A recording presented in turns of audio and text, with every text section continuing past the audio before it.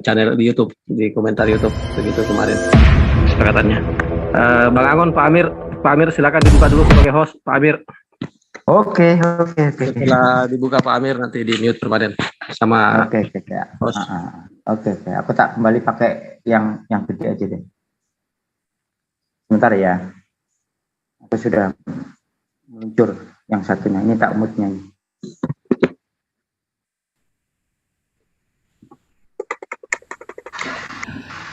Assalamualaikum warahmatullahi wabarakatuh. Waalaikumsalam warahmatullahi wabarakatuh. Bagi teman-teman yang sudah hadir di sini majelis untuk melaksanakan yaitu diskusi atau debat antara Islam dan Kristen.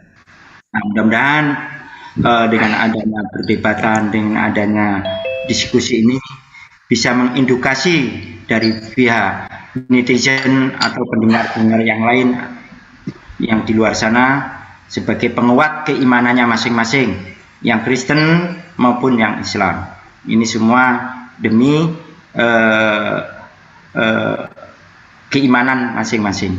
Dan mudah-mudahan acara ini bisa lancar, tidak ada hal-hal yang bisa membuat kerisuhan. Mungkin nanti ini moderatori oleh dari Muslim, dan Muslim juga bisa menjaga dari hal-hal yang bisa membuat kegaduhan dari diskusi ini. Mungkin itu saja. Kami juga mengucapkan terima kasih kepada khususnya Bang Kaisar dan teman-temannya yang telah hadir di sini sesuai dengan jadwal yang dijadwalkan. Oke, terima kasih atas perhatiannya. Monggo kami serahkan kepada moderator. Wabillahi taufiq wal hidayah. Wassalamualaikum warahmatullahi wabarakatuh. Wassalamualaikum warahmatullahi wabarakatuh. Bismillahirrahmanirrahim. Assalamualaikum warahmatullahi wabarakatuh dan selamat malam pada semuanya. Alhamdulillah.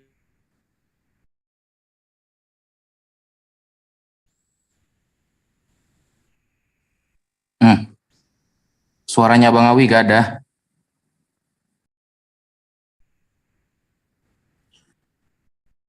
Saya juga sama nggak dengar. Gimana dengan suara Bang Awi robot? Kalau sekarang? Sudah, bagus. Sudah. Oke, diulangi. Bismillahirrahmanirrahim.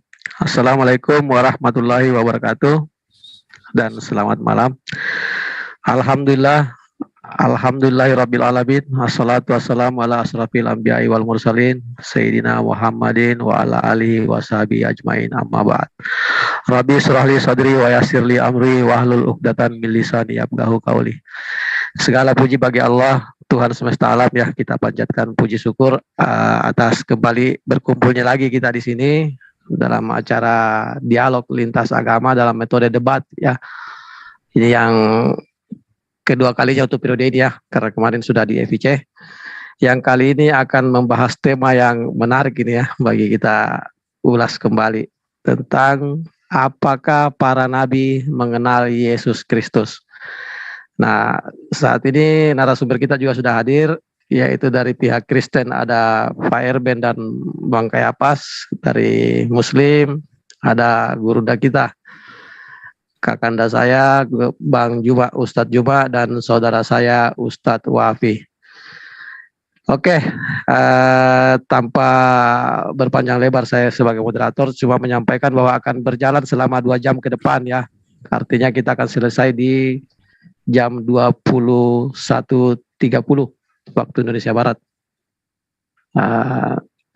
Ya, 21.30 waktu Indonesia Barat. Jadi langsung nanti metodenya itu per 5 menit aja. Masing-masing punya kesempatan berbicara, sampai masing-masing narasumber itu 10 kali 5 menit. Pihak Muslim 10 kali 5 menit, pihak Kristen juga demikian. Oke, kita langsung aja opening statement-nya dari pihak Kristen. Silakan. Mbak Basit, tolong sebagai host kita sama-sama langsung tutupkan mic-nya. Dan kalau perlu share screen kita kasih ke host. Oke, siap. Aku mau share screen. Oke, silakan Bang Erben share screen. Semoga kita bisa menjaga share screen ya sama-sama nanti ke depannya. Silakan dikasih ke host. Oke. Tema kita malam hari ini kan, apakah para nabi mengenali Yesus? Kemuliaan hanya kepada Allah Bapa dan Yesus dan Roh Kudus. Biarlah kiranya kuasa dari Yang Maha Tinggi memberkati semua yang ada di room dan yang ada di live YouTube dimanapun Anda berada. Oke, apakah para nabi mengenali Yesus? Saya akan awali dulu dengan posisi nabi dalam Kristen ya. Nabi itu wakil Allah kepada manusia. Dia berbicara atas nama Allah, yaitu Bapa Yahweh, untuk kepentingan Allah bagi kebaikan manusia. Jadi bukan untuk dirinya. Baru Allah selalu berbicara kepadanya. Jadi seorang nabi itu Allah sendiri berbicara, Allah menyatakan diri, dan Allah menyampaikan pesan itu kepada dia untuk kepentingan Allah bagi manusia, termasuk di dalamnya menegur, mengarahkan, dan memberikan janji atau nubuatan. Makanya para nabi ini adalah wakil Allah kepada manusia. Dan seorang nabi itu di dalam Kristen itu harus diurapi oleh Allah Yahweh itu sendiri, dan dia harus mewakili Tuhan kepada manusia ya, mewakili Tuhan. Dan dia berbicara atas kepentingan Tuhan, bukan atas kepentingan dirinya. Makanya para nabi di dalam Alkitab tidak untuk dirinya, tetapi untuk umatnya dan untuk Allah yang darinya. Sekarang kita masuk kepada bagaimana untuk penting mengenali Yesus Kristus. Yang pertama yang harus dikenal adalah siapa sih Yesus ini sebelum inkarnasi. Ini dulu yang pertama. Kemudian siapa Yesus ini setelah inkarnasi, baru siapa Yesus ini setelah dia dimuliakan naik ke surga. Sebelum inkarnasi, Yesus adalah firman-Nya Bapa Yahweh itu. Tetapi dia seringkali menyatakan diri dalam rupa teofani. Setelah inkarnasi, maka firman itu hadir dalam rupa manusia. Maka di dalam inkarnasi, dia adalah firman yang sekaligus adalah manusia yang sempurna. Kemudian dalam kemuliaan, Yesus naik ke surga untuk mengerjakan pekerjaan yang bertujuan untuk keselamatan manusia. Sekarang saya akan menyampaikan di sini prainkarnasi, yaitu saya katakan zaman PL ya, yaitu mulai dari Kejadian sampai Maliaki, ini disebut dengan zaman para nabi. Dan itu mulai dari Adam sampai dengan Zakaria, ayah daripada Nabi Yohanes Pembaptis. Ya, pada masa ini para nabi itu belum berjumpa dengan Yesus yang manusia, tetapi mereka menantikan kedatangan Mesias, itulah Yesus. Di mana Mesias itu datang untuk menebus dan menyelamatkan. Dan ini adalah janji Allah kepada seluruh umat perjanjian lama di zaman para nabi. Pada zaman ini, Yesus masih sebagai firman di dalam diri Allah yang seringkali menyatakan diri melalui teofani. Ya, nanti teofani itu apa? Nanti Bro Kaisar bisa menjelaskan. Jadi apakah para nabi di dalam konteks PL sudah berjumpa dengan Yesus yang manusia belum? Tetapi berjumpa dengan hakikat firman yang berteofani, iya. Terus firman itu inkarnasi menjadi manusia namanya Yesus Kristus, dan ini terjadi pada zaman para rasul, yaitu mulai dituliskan di dalam kitab Injil, Matius, dan Wahyu. Dan yang paling pertama memperkenalkan Yesus itu kepada umum adalah Nabi Yohanes. Jadi di dalam Alkitab, nabi yang berjumpa dengan Yesus itu adalah nabi di perjanjian baru, yaitu Nabi Yohanes. Dan ini berlangsung sampai dengan kisah para rasul ya, sampai dengan kehidupan para rasul. Mana kehadiran Yesus ini adalah janji Allah kepada para nabi digenapi melalui kehadiran Yesus. Maka Yesuslah Mesias yang dijanjikan Allah. Dan Yesus ini adalah inkarnasi. Kemudian di dalam kemanusiaan Yesus, maka Yesus ini adalah manusia yang kudus, sempurna dan mulia. Ya, dia tidak berdosa, bahkan diberikan Allah kuasa untuk mengampuni dosa. Yesus sempurna dalam ajarannya, dalam etika, dalam moral, dan dalam seluruh perbuatannya. Dan Yesus juga sekarang sudah ada di surga. Maka Yesus di surga itu menyediakan kerajaan surga bagi semua orang yang percaya. Dan nanti di akhir zaman dia datang sebagai raja segala raja, Tuhan di atas segala tuan. Orang yang percaya kepada Yesus pada akhir zaman mendapatkan mahkota upah atas kesetiaan. Tetapi ia akan mendatang memberikan hukuman kepada yang menolak dia sebagai Mesias, sebagai Sang Juru Selamat, sebagai penebus yang memerdekakan. Jadi apakah para nabi sudah pernah berjumpa dengan Yesus? Tentu kemanusiaan Yesus belum. Kenapa? Karena inkarnasi itu baru terjadi di zaman perjanjian baru, belum di zaman PL. Tapi zaman PL masih teofani. Lanjut bro. Kayak pas? Ya, sisa berapa menit timer? 33 detik. Betul. Ya, itu aku izin share screen ya. Sedikit aja. Di pause dulu. Oke, terpause. Izin share screen belum bisa. Host, tolong dikasih co-host ke Bang Kapas. Bang Basin.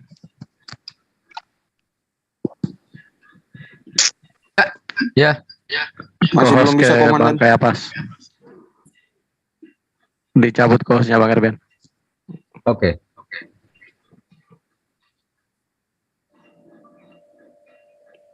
Belum bisa. Oke. Belum bisa. Oke, sudah bisa itu. Ya, perihal tadi teofani, sesuai yang disampaikan Bang Erben ya.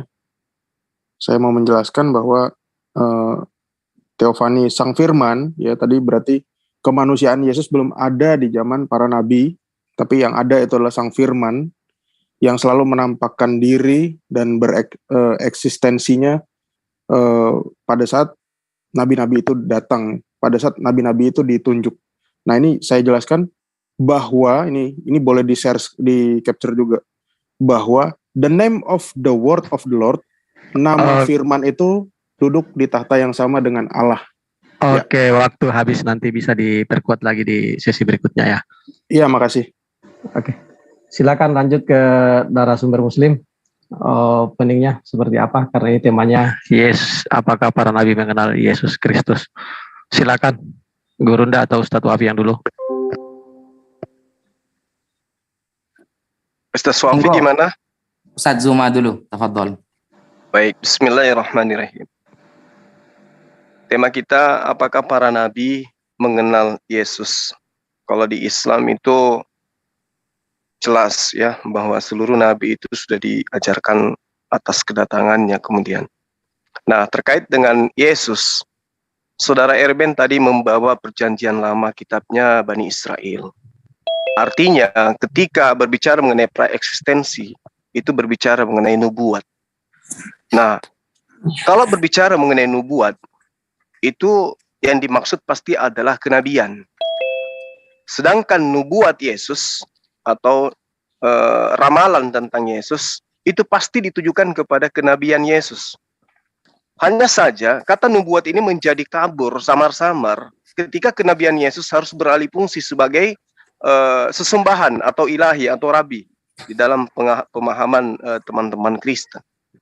Oleh karena itulah kemudian ketika berbicara mengenai tentang nubuat atau ramalan atau praeksistensi, yang dibahas di situ hanya tentang kenabian. Kitab-kitab terdahulu ketika berbicara mengenai manusia, maka ketika manusia itu akan diserahi sebagai penyampai firman, maka kedudukan tertinggi yang mereka punya itu adalah nabi. Nah, posisi kemuliaan yang kemudian diberikan kepada Yesus sebagai nabi akan lebih tepat posisinya di dunia ini.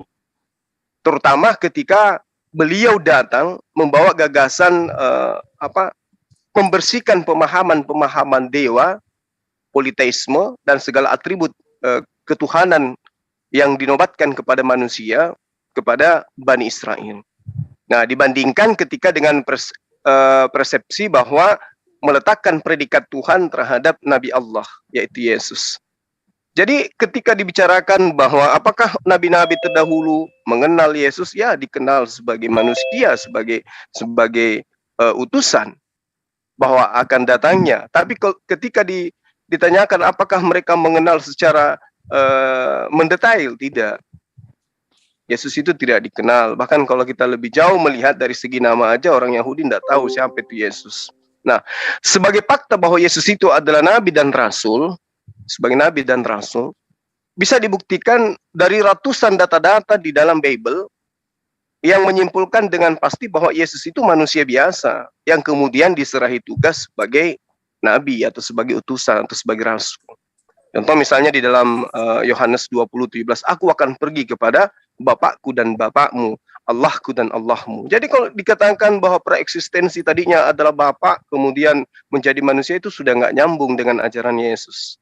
Saya kira begitu sementara. Silakan Akhi Dinda. Oke, bismillahirrahmanirrahim. Alhamdulillah, salatu wassalamu ala rasulillah, Sayyidina Muhammad ibn Abdillah wa ala alihi wa sahbihi wa man wala amma ba'du.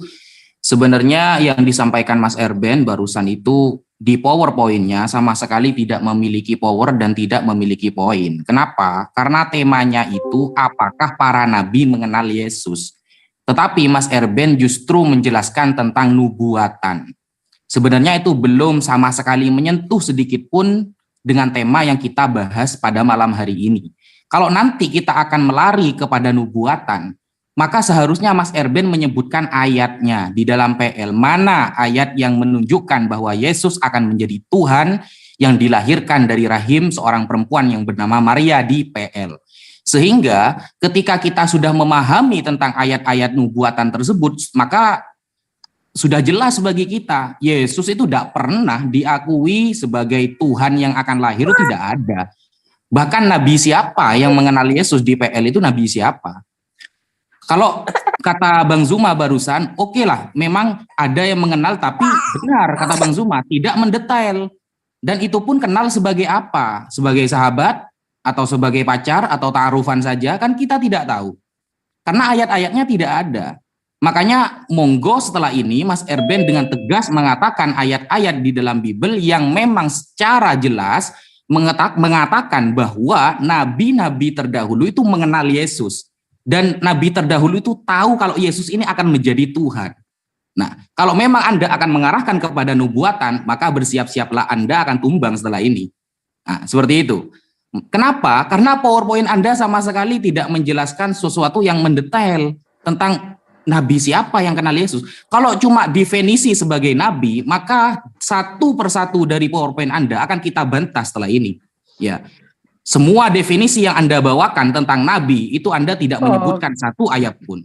Begitu. Oke, waktu habis, Ustadz. Oke, sebelum kita masuk ke sesi berikut ya, sesi mempertajam dan menanggapi, kita sampaikan dulu bahwa acara ini disiarkan secara live di banyak sekali channel YouTube ya. Channel YouTube Muslim itu ada Naja Media, ada Yusuf PI dan Penegak Islam, Media Dakwah Muslim Channel, Debat Panas dan Debat Hebat, serta Pengabat Debat Lintas Agama, Rifamo TV, dan paling utama adalah Zulkifli M. Abbas Official. Begitu pula di channel-channel YouTube Kristen ada Family in Christ Official, Erben Channel, Teolog Kontekstual, dan Buah Sulung punya Aderion. Silakan di subscribe dan tinggalkan komentar positif.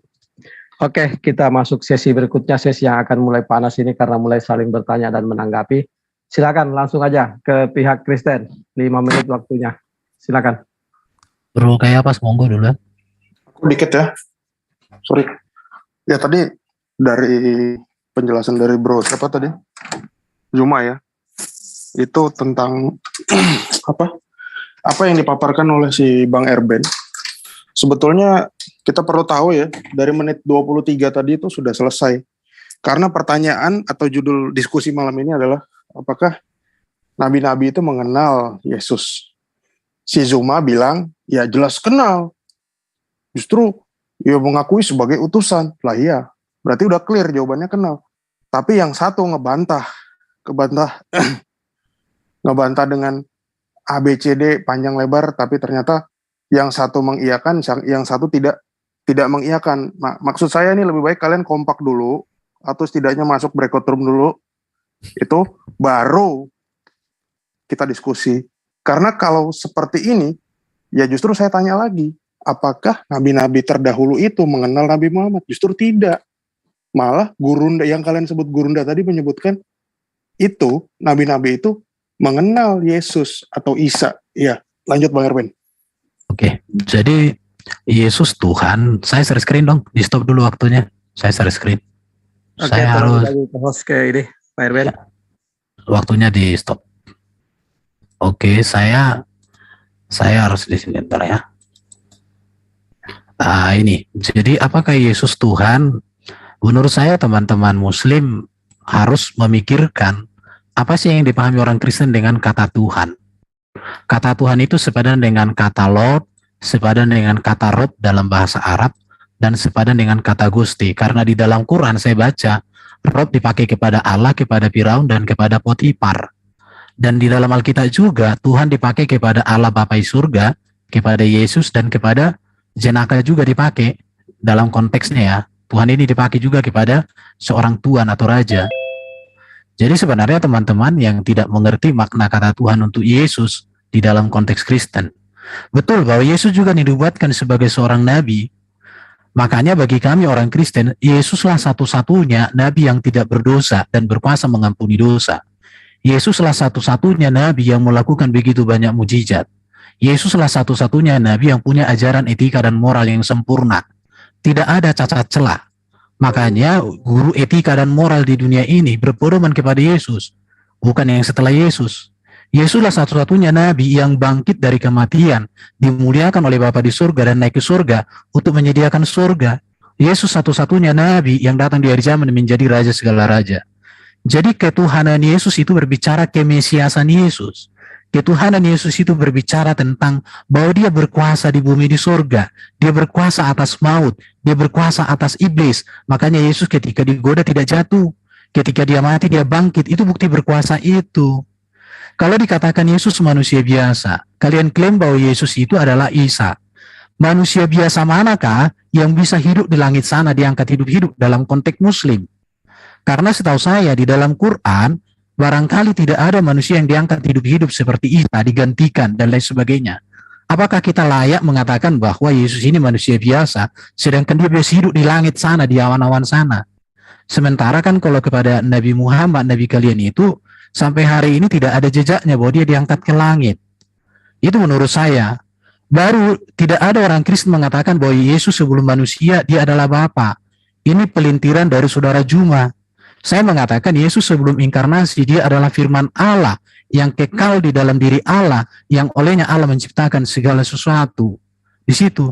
Jadi Nabi kok jadi Tuhan? Tuhan di dalam konteks Kristen ini harus dipahami ya. Ini berbicara gelar kepenguasaan. Ini berbicara otoritas. Sama seperti di dalam Quran kata Rob itu bisa dipakai kepada Firaun, bisa kepada Potifar, kepada Yusuf, dipakai Robnya.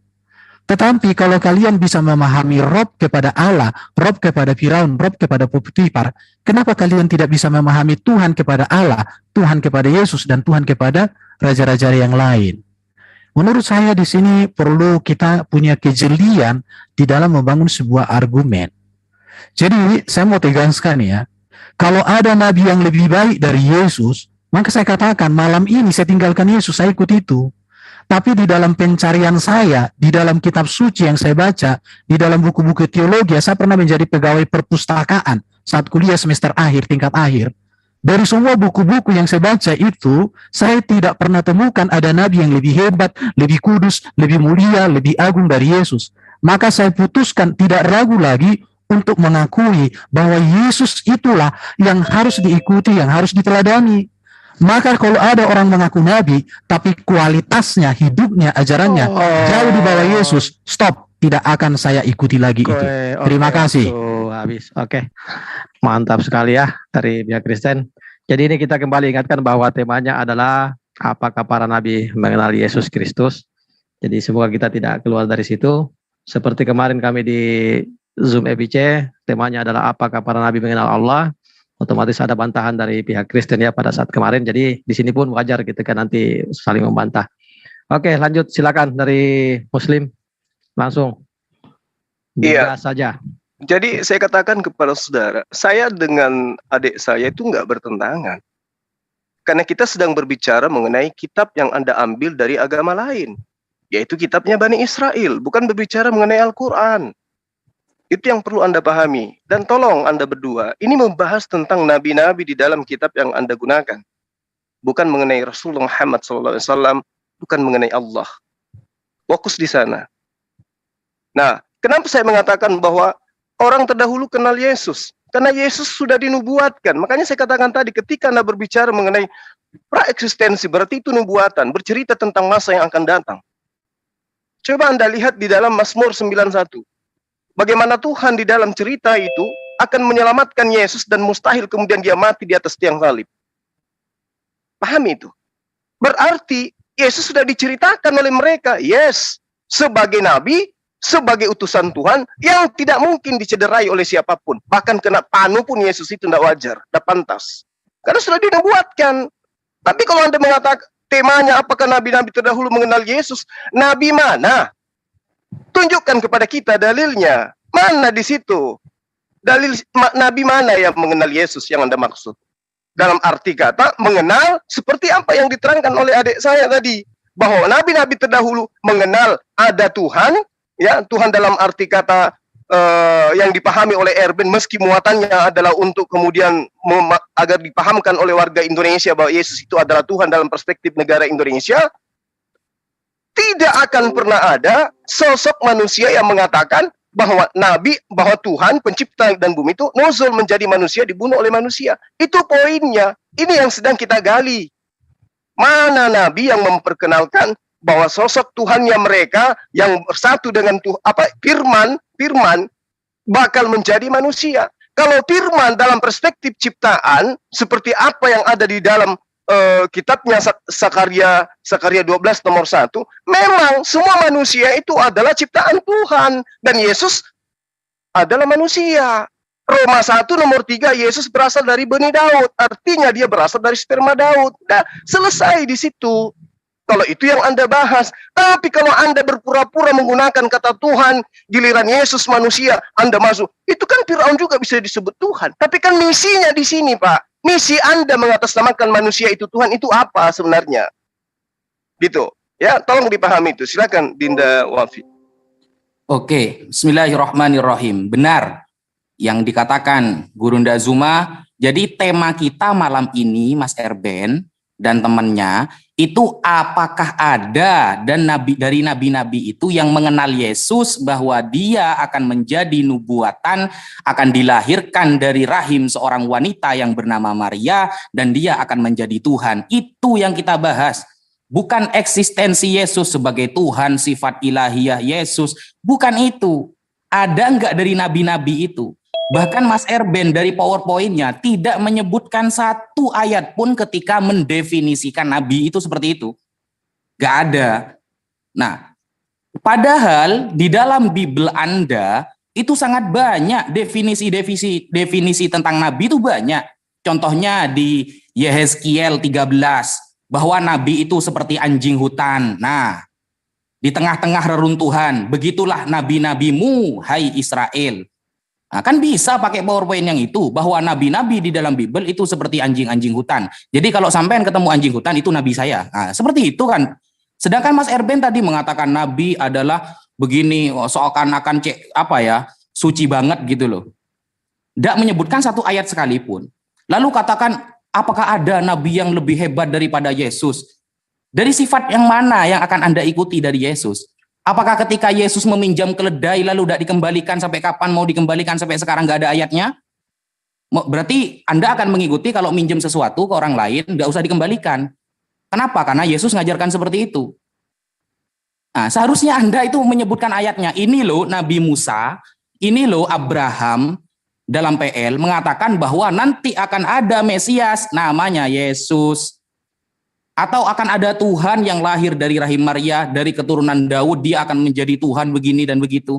Nah, buktinya Anda tidak akan bisa menyebutkan itu. Kenapa? Karena kitab Anda yang dipakai itu kitab orang lain, kitab dari agama lain.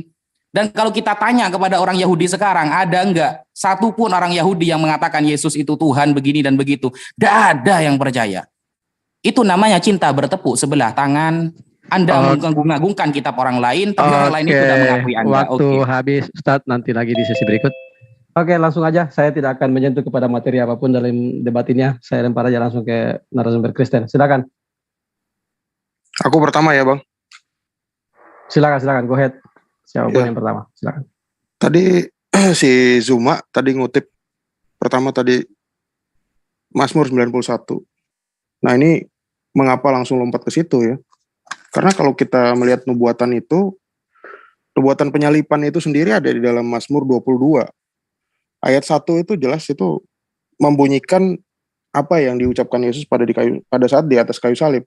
Kemudian ayat Mazmur 22 ayat 17 itu jelas, sangat jelas menuliskan mereka menusuk tangan dan kakiku. Jadi mestinya kalau seandainya dugaan itu bahwa Yesus tidak disalib, ini kita kembali malah mengarah ke situ. Kalau gitu si Bro Zuma tadi mesti membuktikan bahwa ada juga ayat di Mazmur atau nubuatan tentang Mesias bahwa dia akan digantikan. Dan bukan hanya digantikan, bahwa juga Mesias itu diangkat ke langit dan yang menggantikannya itu mati. Harusnya ada ayat seperti itu. Itu akan lebih menunjukkan suatu kebenaran. Jangan malah mencomot ayat yang dia malah tidak percaya gitu kan. Terus tadi tentang nubuatan. Contohnya gini, di dalam keislaman itu kalian juga mengimani bahwa Siti Maryam atau ibundanya Yesus itu juga perawan. Nah, sementara kata-kata keidentikannya itu muncul dalam Yesaya 7 ayat 14 ya. Yesaya 7 ayat 14 yang dikutip juga oleh Rasul Matius dalam ayatnya. Nah, pertanyaannya Yesaya ini di dalam Islam siapa namanya? Apakah berubah nama gitu? Tiba-tiba namanya jadi Abdul apa gitu? Abdul Uzza apa Abdul Manat gitu, Al-Manat. Kan justru ini aneh. Ada nubuatan di kitab Yahudi ya, kitab terdahulu, kalian mengimani tentang ibunda Mesias atau Al-Masih itu, tapi kalian tidak kenal nabinya gitu. Ini kalian mesti membereskan dulu masalah-masalah seperti ini. Tuh. Terus tadi masalahnya si Goofy ya. Goofy tadi bilang itu masalah anjing. Anjing itu bro, itu anjing itu juga itu menjelaskan itu kiasan tentang kiasan tentang orang di luar Israel, bro.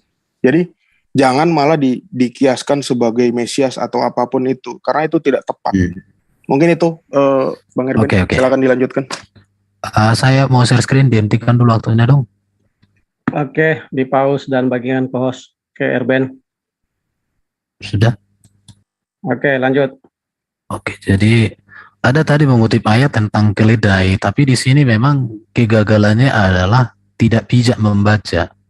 Kalau dibaca di ayat 3 ini, dan jikalau ada orang menegur kamu, katakanlah Tuhan memerlukannya. Ia akan segera mengembalikannya. Ayat 6. Maka pergilah murid-murid itu berbuat seperti yang ditugaskan Yesus kepada mereka. Diambil dan dikembalikan. Makanya dikatakan berbuat seperti yang diperbuat mereka. Jadi di sini kalian perlu belajar membaca dan memahami yang dibaca. Bukan hanya tahu membaca tapi nggak tahu makna. Baru tadi dikatakan Bro Juma ini, kitab PL itu miliknya agama lain katanya. Yesus itu ketika mengajar memakai kitab PL, Paulus juga ketika mengajar memakai kitab PL. Jadi sejak semula kekristenan itu sudah menggunakan kitab PL. Maka sampai sekarang kami gunakan dan kami tempelkan jadi satu, nggak kayak kalian. Nggak mau ditempelkan, kalau ditempelkan repot. Baru berbicara, kok Nabi bisa mati dan lain sebagainya. Lupa kalian itu Yesaya 53. Yesaya 53 ini jelas ini, berbicara tentang Yesus ini. Tetapi karena kalian nggak membaca, maka kalian nggak ngerti. Yesaya 53 ini tepat sekali tentang kematian Kristus ini, tepat ini semua. Jadi di mana Mesias yang menderita ini dia, Yesaya 53. Di mana Yahudi TikTok nggak suka baca ini, tetapi kalau Yahudi yang sejati, justru mereka menyadari akan kesalahan mereka dengan hal itu. Baru saya tadi katakan Bro Juma ini, Tuhan nujul jadi manusia. Nggak ada Tuhan Yahweh nujul jadi manusia di dalam Kristen, tapi firman yang menjadi manusia. Baru kau katakan tadi Yesus bani Daud, berarti dia biologis Daud. Kau lupa bahwa Maria itu adalah keturunan dari Yehuda juga, satu suku dengan Daud. Jadi jangan dilupakan, artinya benih insaninya Yesus memang dari keturunan Daud, dari Yehuda, sama. Tetapi jangan lupa bahwa Maria hamil itu perawan, artinya dia memiliki benih ilahi juga. Maka bagi orang Kristen Yesus itu insani dan ilahi sekaligus. Makanya tidak ada manusia yang seperti Yesus di dunia ini. Dari keberadaannya, dari ajarannya, dari hidupnya, dari perbuatannya. Maka karena itu tidak ada orang Kristen meragukan Yesus dalam hidup ini sebagai juru selamat, sebagai penguasa, sebagai penebus. Jadi artinya gini, setiap komentar-komentar kalian itu menunjukkan bahwa kalian tak mengerti. Sekarang aku tanya sama kalian, apakah Isa sama dengan Yesus yang dikenal oleh Nabi Muhammad? Apakah Nabi Muhammad pernah berjumpa dengan Isa? Ketika mereka berjumpa memakai bahasa apa? Kok bisa Isa di dalam Quran kalian itu berbahasa Arab? Padahal Isa itu kan, kalau kita tahu itu kan bangsa Arab, apa bangsa Israel. Di mana Muhammad jumpa, di mana Allah jumpa dengan Isa? Kok bisa mereka berbahasa Arab itu? Coba kalian jelaskan dulu itu. Itu yang harus kalian. Kalau memang Muhammad pernah jumpa Isa, bahasanya apa? Jelaskan. Oke, waktu habis.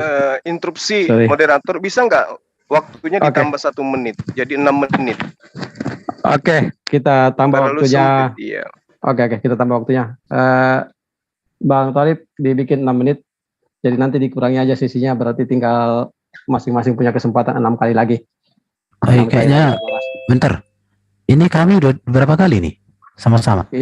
Sama-sama ini Bang Erben sudah yang kedua kali untuk sesi tanya jawab ya, sesi yang ketiga kali dengan opening tadi. Ini masuk yang ketiga Muslim. Muslim kayaknya. Maksud aku kan Muslim ketiga, masih 5 menit lah, baru nanti mulai dengan 6 menit. Oke, betul. Ya, kita 5 menit dulu, nanti pas. Oke. Ya, 5 menit dulu, nanti masuk di sesinya pihak Kristen. Tolong Bang Thalib Oke, silakan lanjut. Kita kembalikan ke tema. Silakan, Biruda. Ustaz Ari. Baik.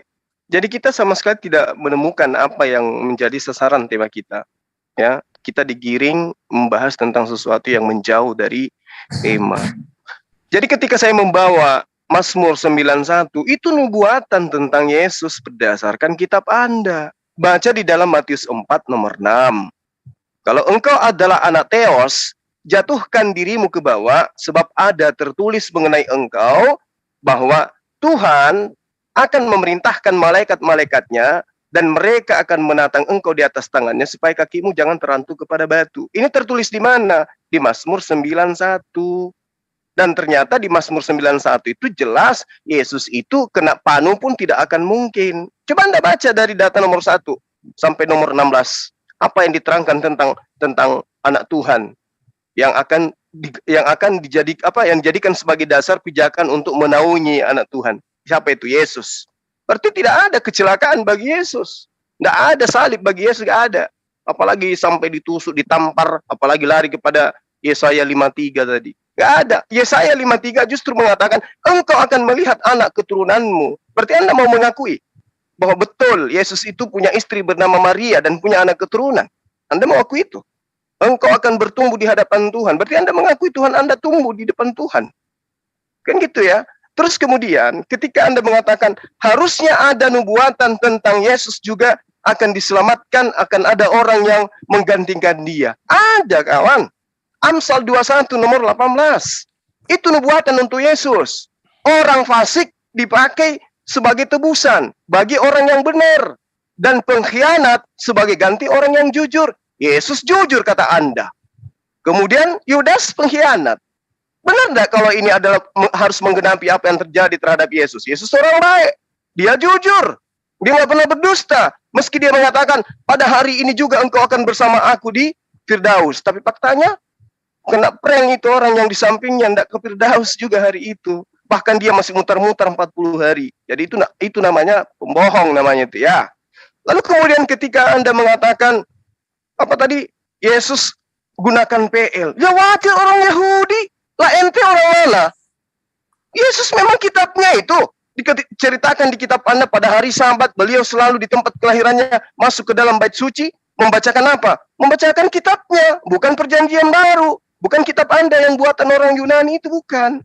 Ya Anda harus paham itu. Kembali kepada tema dong. Nabi mana yang bercerita tentang Yesus? Silakan Dinda Wafi. Iya.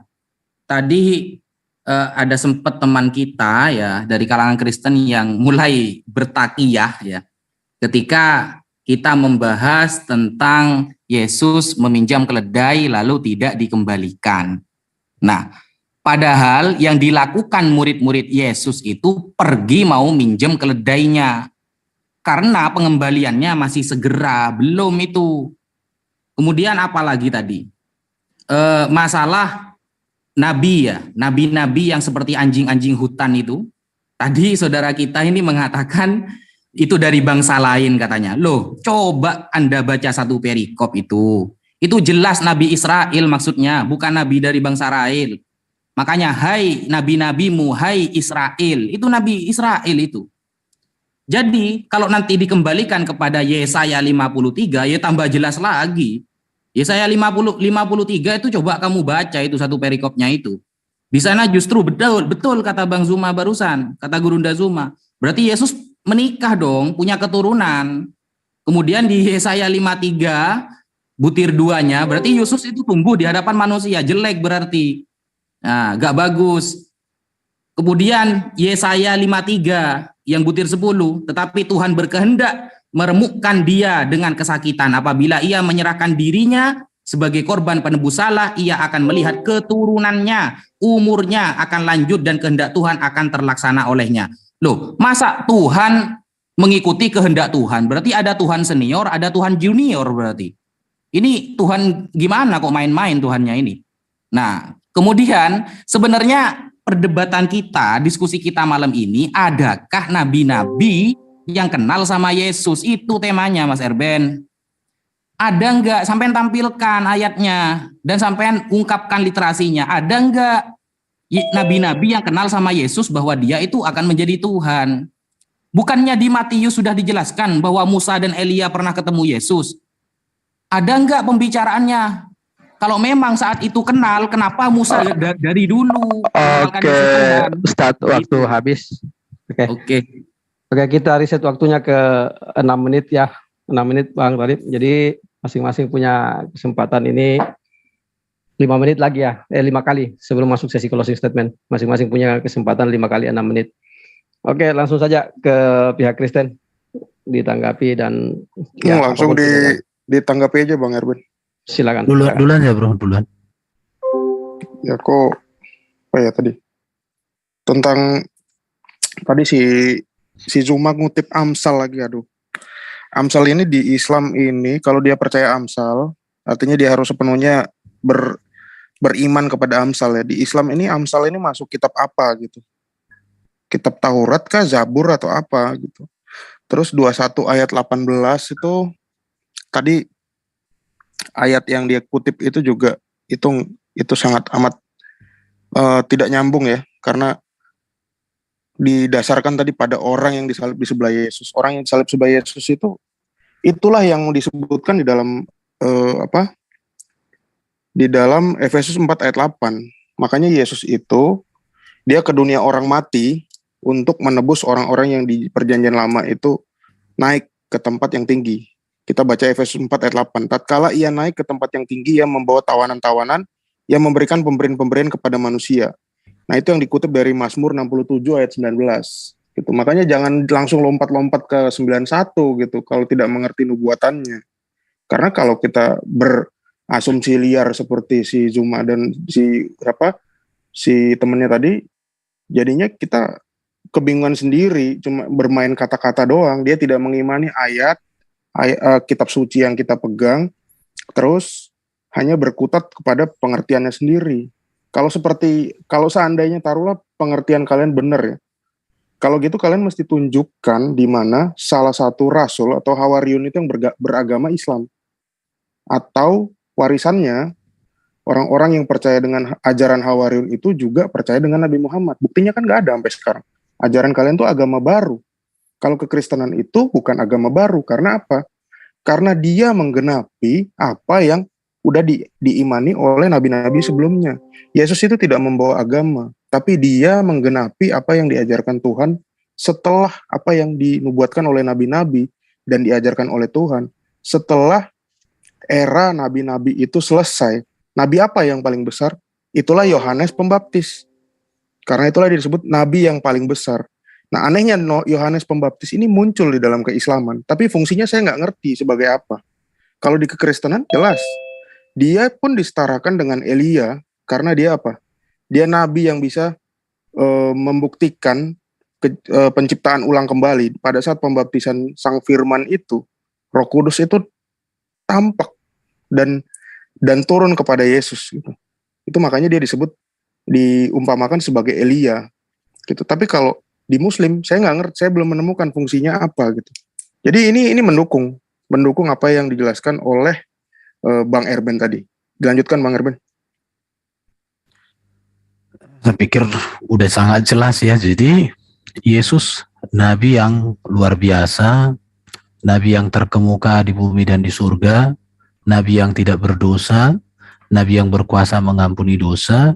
Maka tidak ada keraguan bagi orang Kristen lagi untuk percaya kepada Yesus. Saya coba share screen ini, dihentikan dulu waktunya. Tolong Bang Basin kasih kau. Sudah. Oke ya, saya share screen. Ini ada beberapa nubuatan ya. Jadi bahwa Sang Mesias itu akan datang sebagai keturunan Abraham, keturunan Daud, kelahiran dari anak darah, tempat lahir, dan dia akan ada pendahulu Yohanes, bahwa dia adalah sebagai seorang raja, nabi, dan imam. Baru dia juga menanggung dosa dunia. Baru dia diolok-olok, tangan dan kakinya dipaku. Tidak ada tulang yang patah, serdadu membuang undi. Doa daripada Kristus ada dari Mazmur ini digenapi di sini. Baru disesah, bahkan dia mati, Yesaya 53, kebangkitan dan kenaikan. Jadi ini menegaskan bahwa kehadiran Yesus ini benar-benar adalah rencana daripada Allah Bapa di surga, yaitulah Bapa Yahweh itu.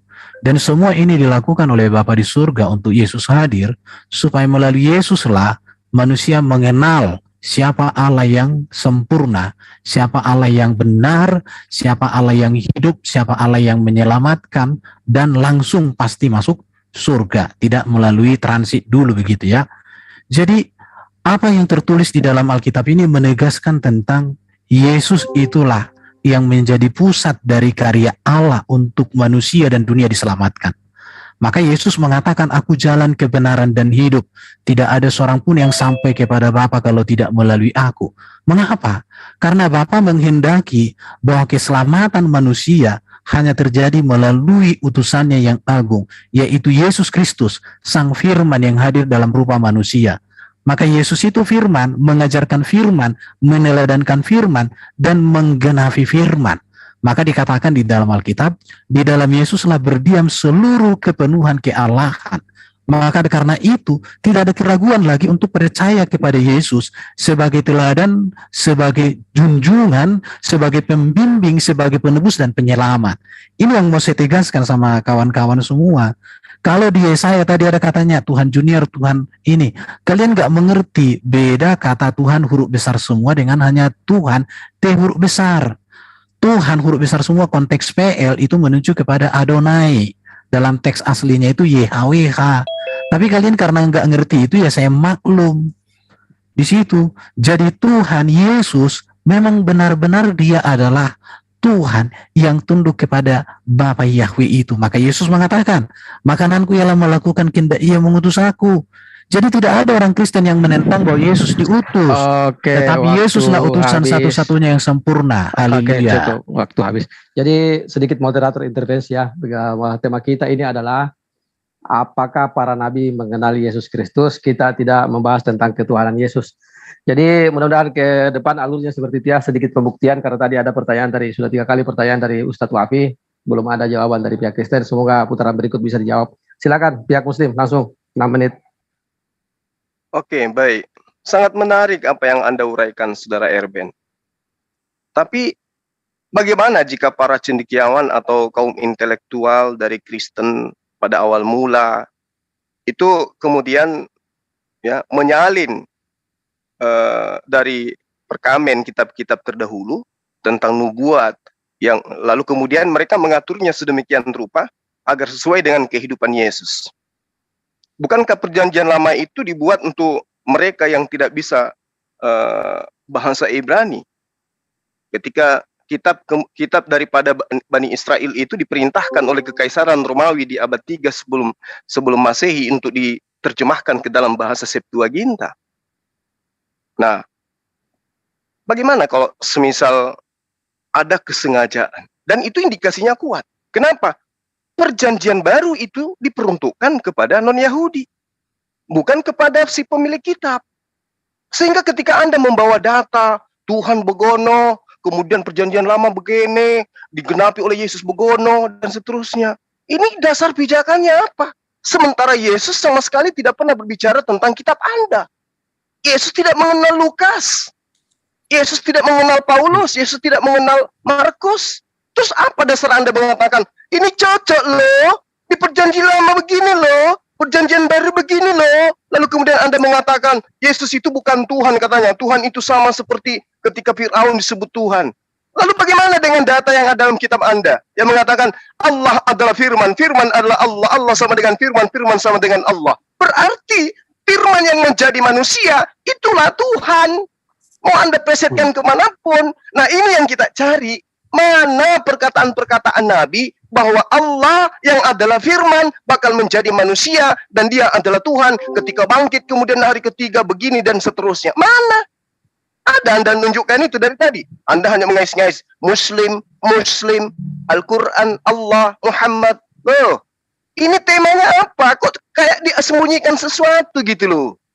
Saatnya Anda membuktikan kebenaran Kristen. Oh, ternyata Nabi Edo berbicara mengenai Yesus. Oh, Yesaya bercerita tentang Yesus. Oh, ternyata Mika berbicara tentang Yesus. Nabi ini bercerita tentang Yesus. Buktikan itu. Jangan justru saya yang lebih kencang membuktikan Tuhan Anda itu adalah manusia 100%. Buktikan sekarang gitu loh. Oh, Usia bercerita tentang Yesus. Hosea bercerita tentang Yesus.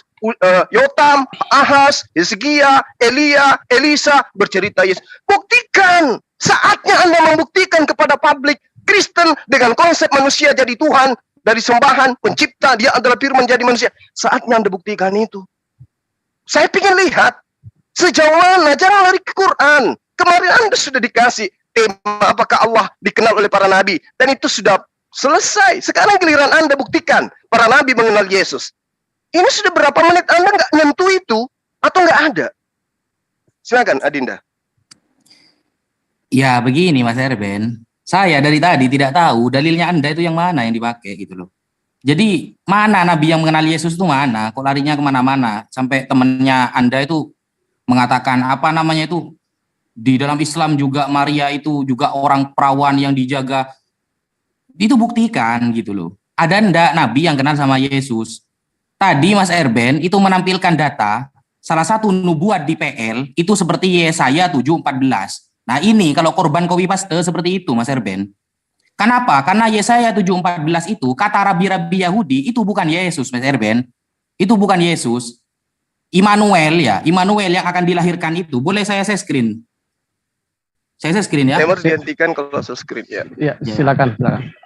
Ini kitabnya orang lain di copy paste sama Mas Erben ini. Enak aja.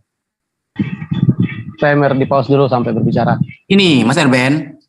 Di Sefaria Mas Erben, ya di Sefaria, maksudnya Immanuel ini bukan Yesus Mas Erben, tapi kembali kepada Yesaya 8 ayat 3-nya, butir 3-nya. Apa Yesaya 8 butir 3-nya? Itu bukan Yesus. Yesus itu orang kapan Mas Erben gitu. Nah, kita buka Yesaya 8. Ini kata orang Rabi Yahudi, ustadznya Yahudi nih Mas Erben. Ini kitabnya mereka.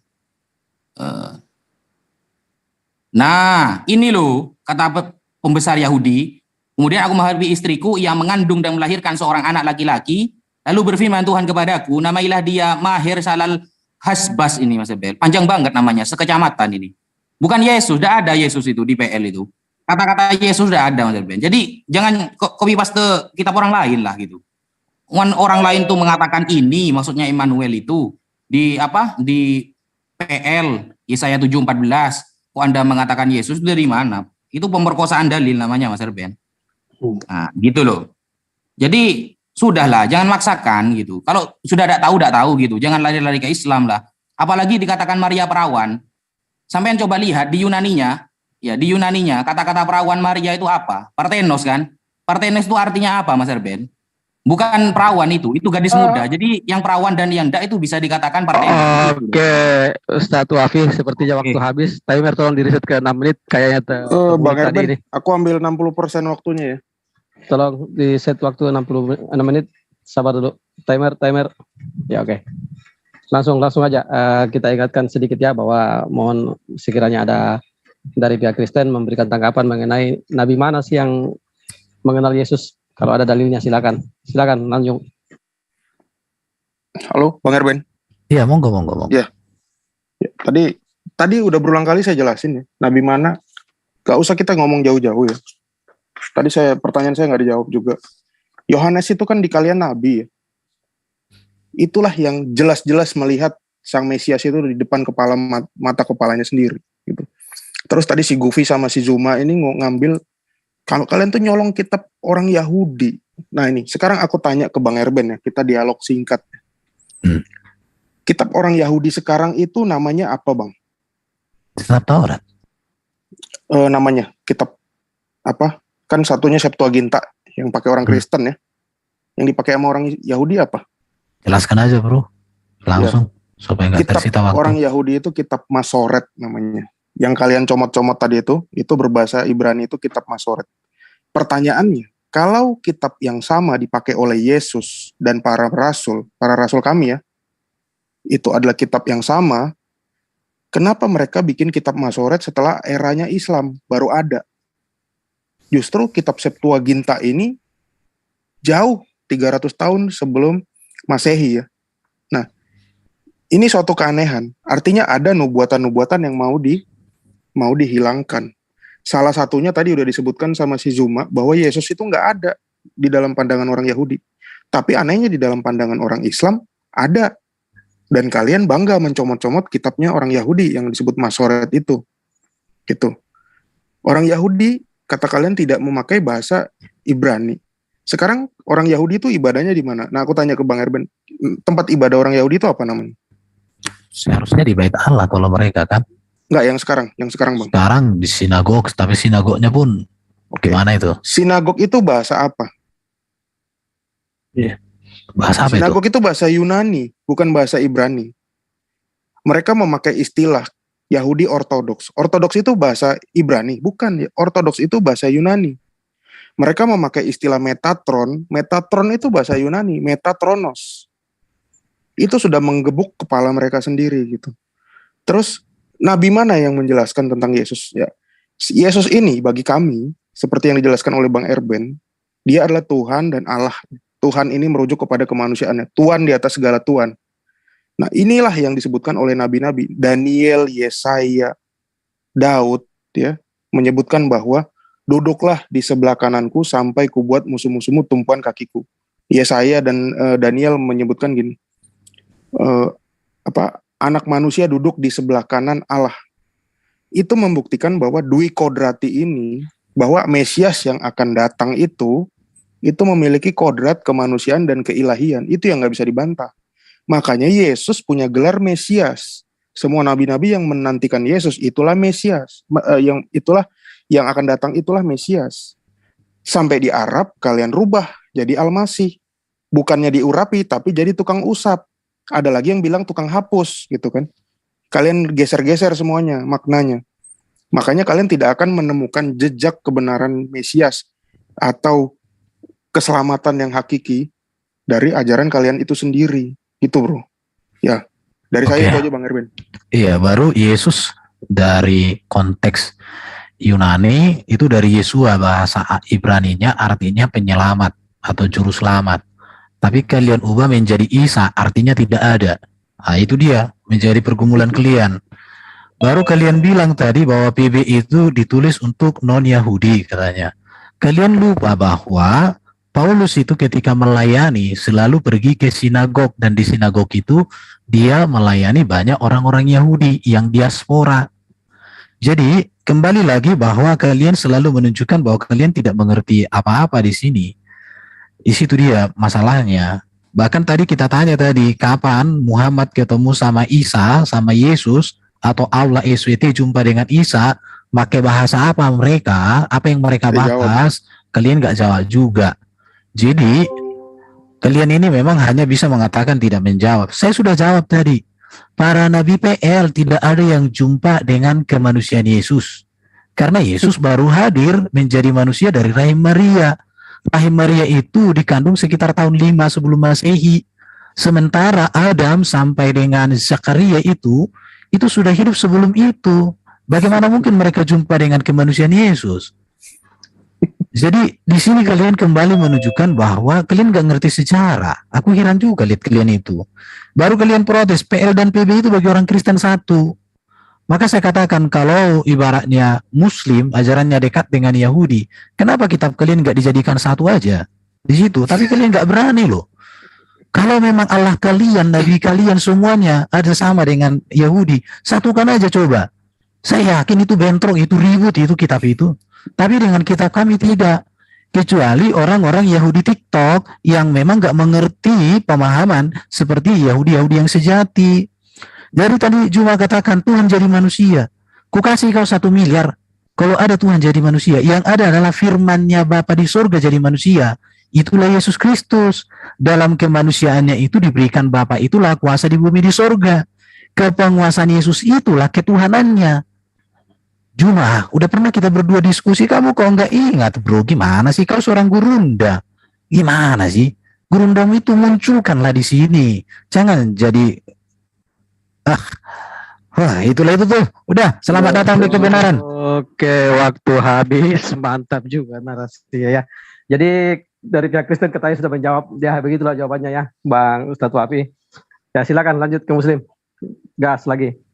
Iya, jadi kalau Anda mengatakan Paulus itu datang ke sinagoge, ya cuci muka dulu lah. Karena di dalam tulisan Lukas asistennya, justru dia itu dianggap sebagai penyakit sampar. Ya, bahkan dia itu dianggap sebagai kutukan oleh murid-murid Yesus.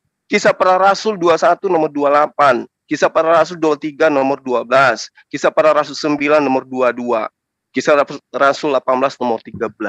Bahkan orang Yahudi pada masa itu bersumpah. Mereka tidak mau makan, mereka tidak mau minum sebelum mereka kemudian menangkap Paulus. Apa yang diterangkan? Hai orang-orang Israel, tolong, inilah Paulus orang yang di mana-mana mengajar semua orang untuk menentang bangsa kita, menentang hukum Taurat di tempat ini. Sekarang dia membawa orang-orang Yunani pula dalam bait suci kita dan menajiskan bait suci kita. Kayak mana Anda bisa mengatakan bahwa Paulus itu? Tidak, Galatia 2 Anda baca situ. Bagaimana Paulus mengatakan, aku diutus kepada mereka yang tidak bersunat. Mereka yang tidak bersunat, berarti non-Yahudi. Itu yang perlu Anda pahami. Jadi ketika Anda mengatakan, kami tidak menjawab, apa yang tidak kami jawab? Kita tidak sedang membahas tentang Islam ini. Tentang Allah bertemu dengan ini, itu kita tidak sedang bahas. Jangan Anda larikan ke sana. Ya. Sekarang yang kita bahas ini, mana pernyataan-pernyataan Nabi? Kalau Anda mengatakan cuma Yohanes, berarti cuma satu orang. Yohanes yang mana di dalam kitab Anda? Karena Yohanes itu ada 2, Pembaptis dan juga Yohanes anak Zebedeus. Anak Zebedeus dan juga adalah Yohanes yang dikatakan dalam Kisah Para Rasul, orang yang tidak berpendidikan, orang yang bodoh. Mana dalilnya? Apa pernyataannya Yohanes Pembaptis tentang Yesus? Dia katakan apa? Dia sebagai Tuhan? Dia sebagai firman yang datang sebagai manusia atau gimana? Kalau dikatakan di dalam pengajaran yang saudara sampaikan Erben bahwa bukan Tuhan yang menjadi manusia, loh, dalilnya kitab Anda itu mengatakan sangat jelas di situ. Pada mulanya adalah firman. Firman itu bersama-sama dengan Allah. Firman itu adalah Allah. Bukankah Allah yang dimaksud di situ adalah Tuhan? Tuhan yang dimaksud di situ dalam pemahaman kalian adalah Theos. Jadi kurang apa lagi coba? Berarti Tuhanmu menjadi manusia. Allah itu menjadi manusia. Dan Anda coba lihat di dalam Roma 14 nomor 9. Kisah Para Rasul 3 nomor 2 Kisah Para Rasul 3 nomor 37. Kisah Para Rasul 2 nomor 37. Yesus itu manusia, dibunuh, bangkit, dihidupkan, kemudian menjadi Tuhan bagi Anda. Itu yang perlu Anda pahami. Nah sekarang ini kita kemana-mana lebih banyak membahas yang kayak begini. Habis ini Anda tanggapi lagi saya pasti tentang ini. Padahal tema kita harusnya Anda tegakkan. Nabi ini loh, Nabi Edo bicara tentang Yesus. Nabi ini bicara tentang... Anda jangan mengatakan secara fisik memang tidak ada yang mengatakan Yesus. Kalau namanya saja tidak disebut, lalu apa yang Anda jadikan sebagai sandaran? Silakan, Adinda Wafi. Ya, bismillahirrahmanirrahim. Sebenarnya kita bingung dengan tema ini. Karena kalau Mas Erben mengatakan tidak ada satupun nabi di PL yang bertemu jasad Yesus karena Yesus baru lahir ya di PB. Nah, seharusnya jenengan menjelaskan bahwa ada nabi-nabi di PB yang bertemu Yesus yang dulunya nabi-nabi di PL sudah pernah bercerita. Nah, kan seperti itu. Seharusnya kan seperti itu. Karena kita dilema juga, karena definisi nabi dari awal PowerPoint yang disampaikan oleh Mas Erben itu tidak sama dengan ayat-ayat yang ada di dalam Bible.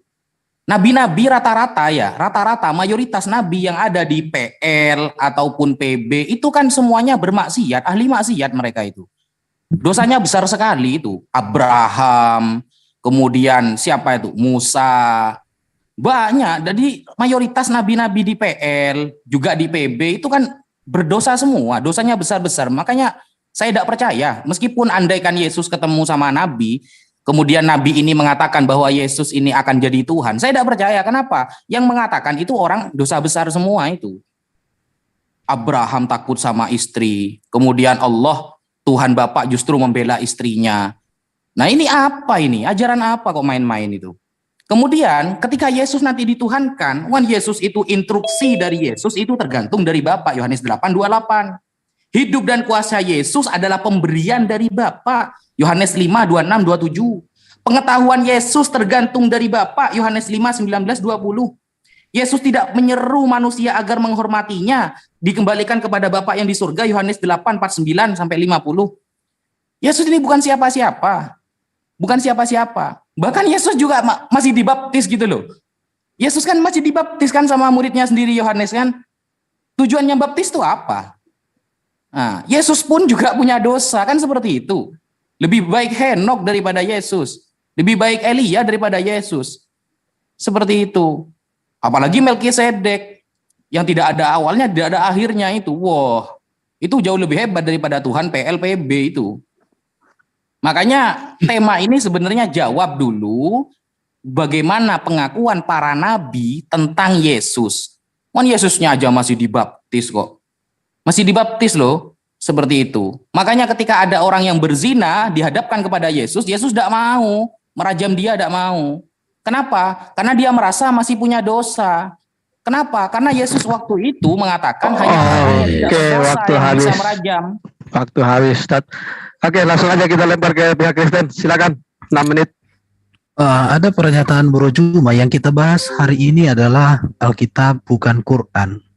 Ini bagi saya menegaskan bahwa nabi-nabi di dalam Quran memang tidak ada hubungan dengan nabi-nabi di dalam Alkitab. Terima kasih Bro Juma, kamu menegaskan hal itu. Kenapa saya katakan demikian? Karena di dalam Quran, setahu saya para nabi juga banyak.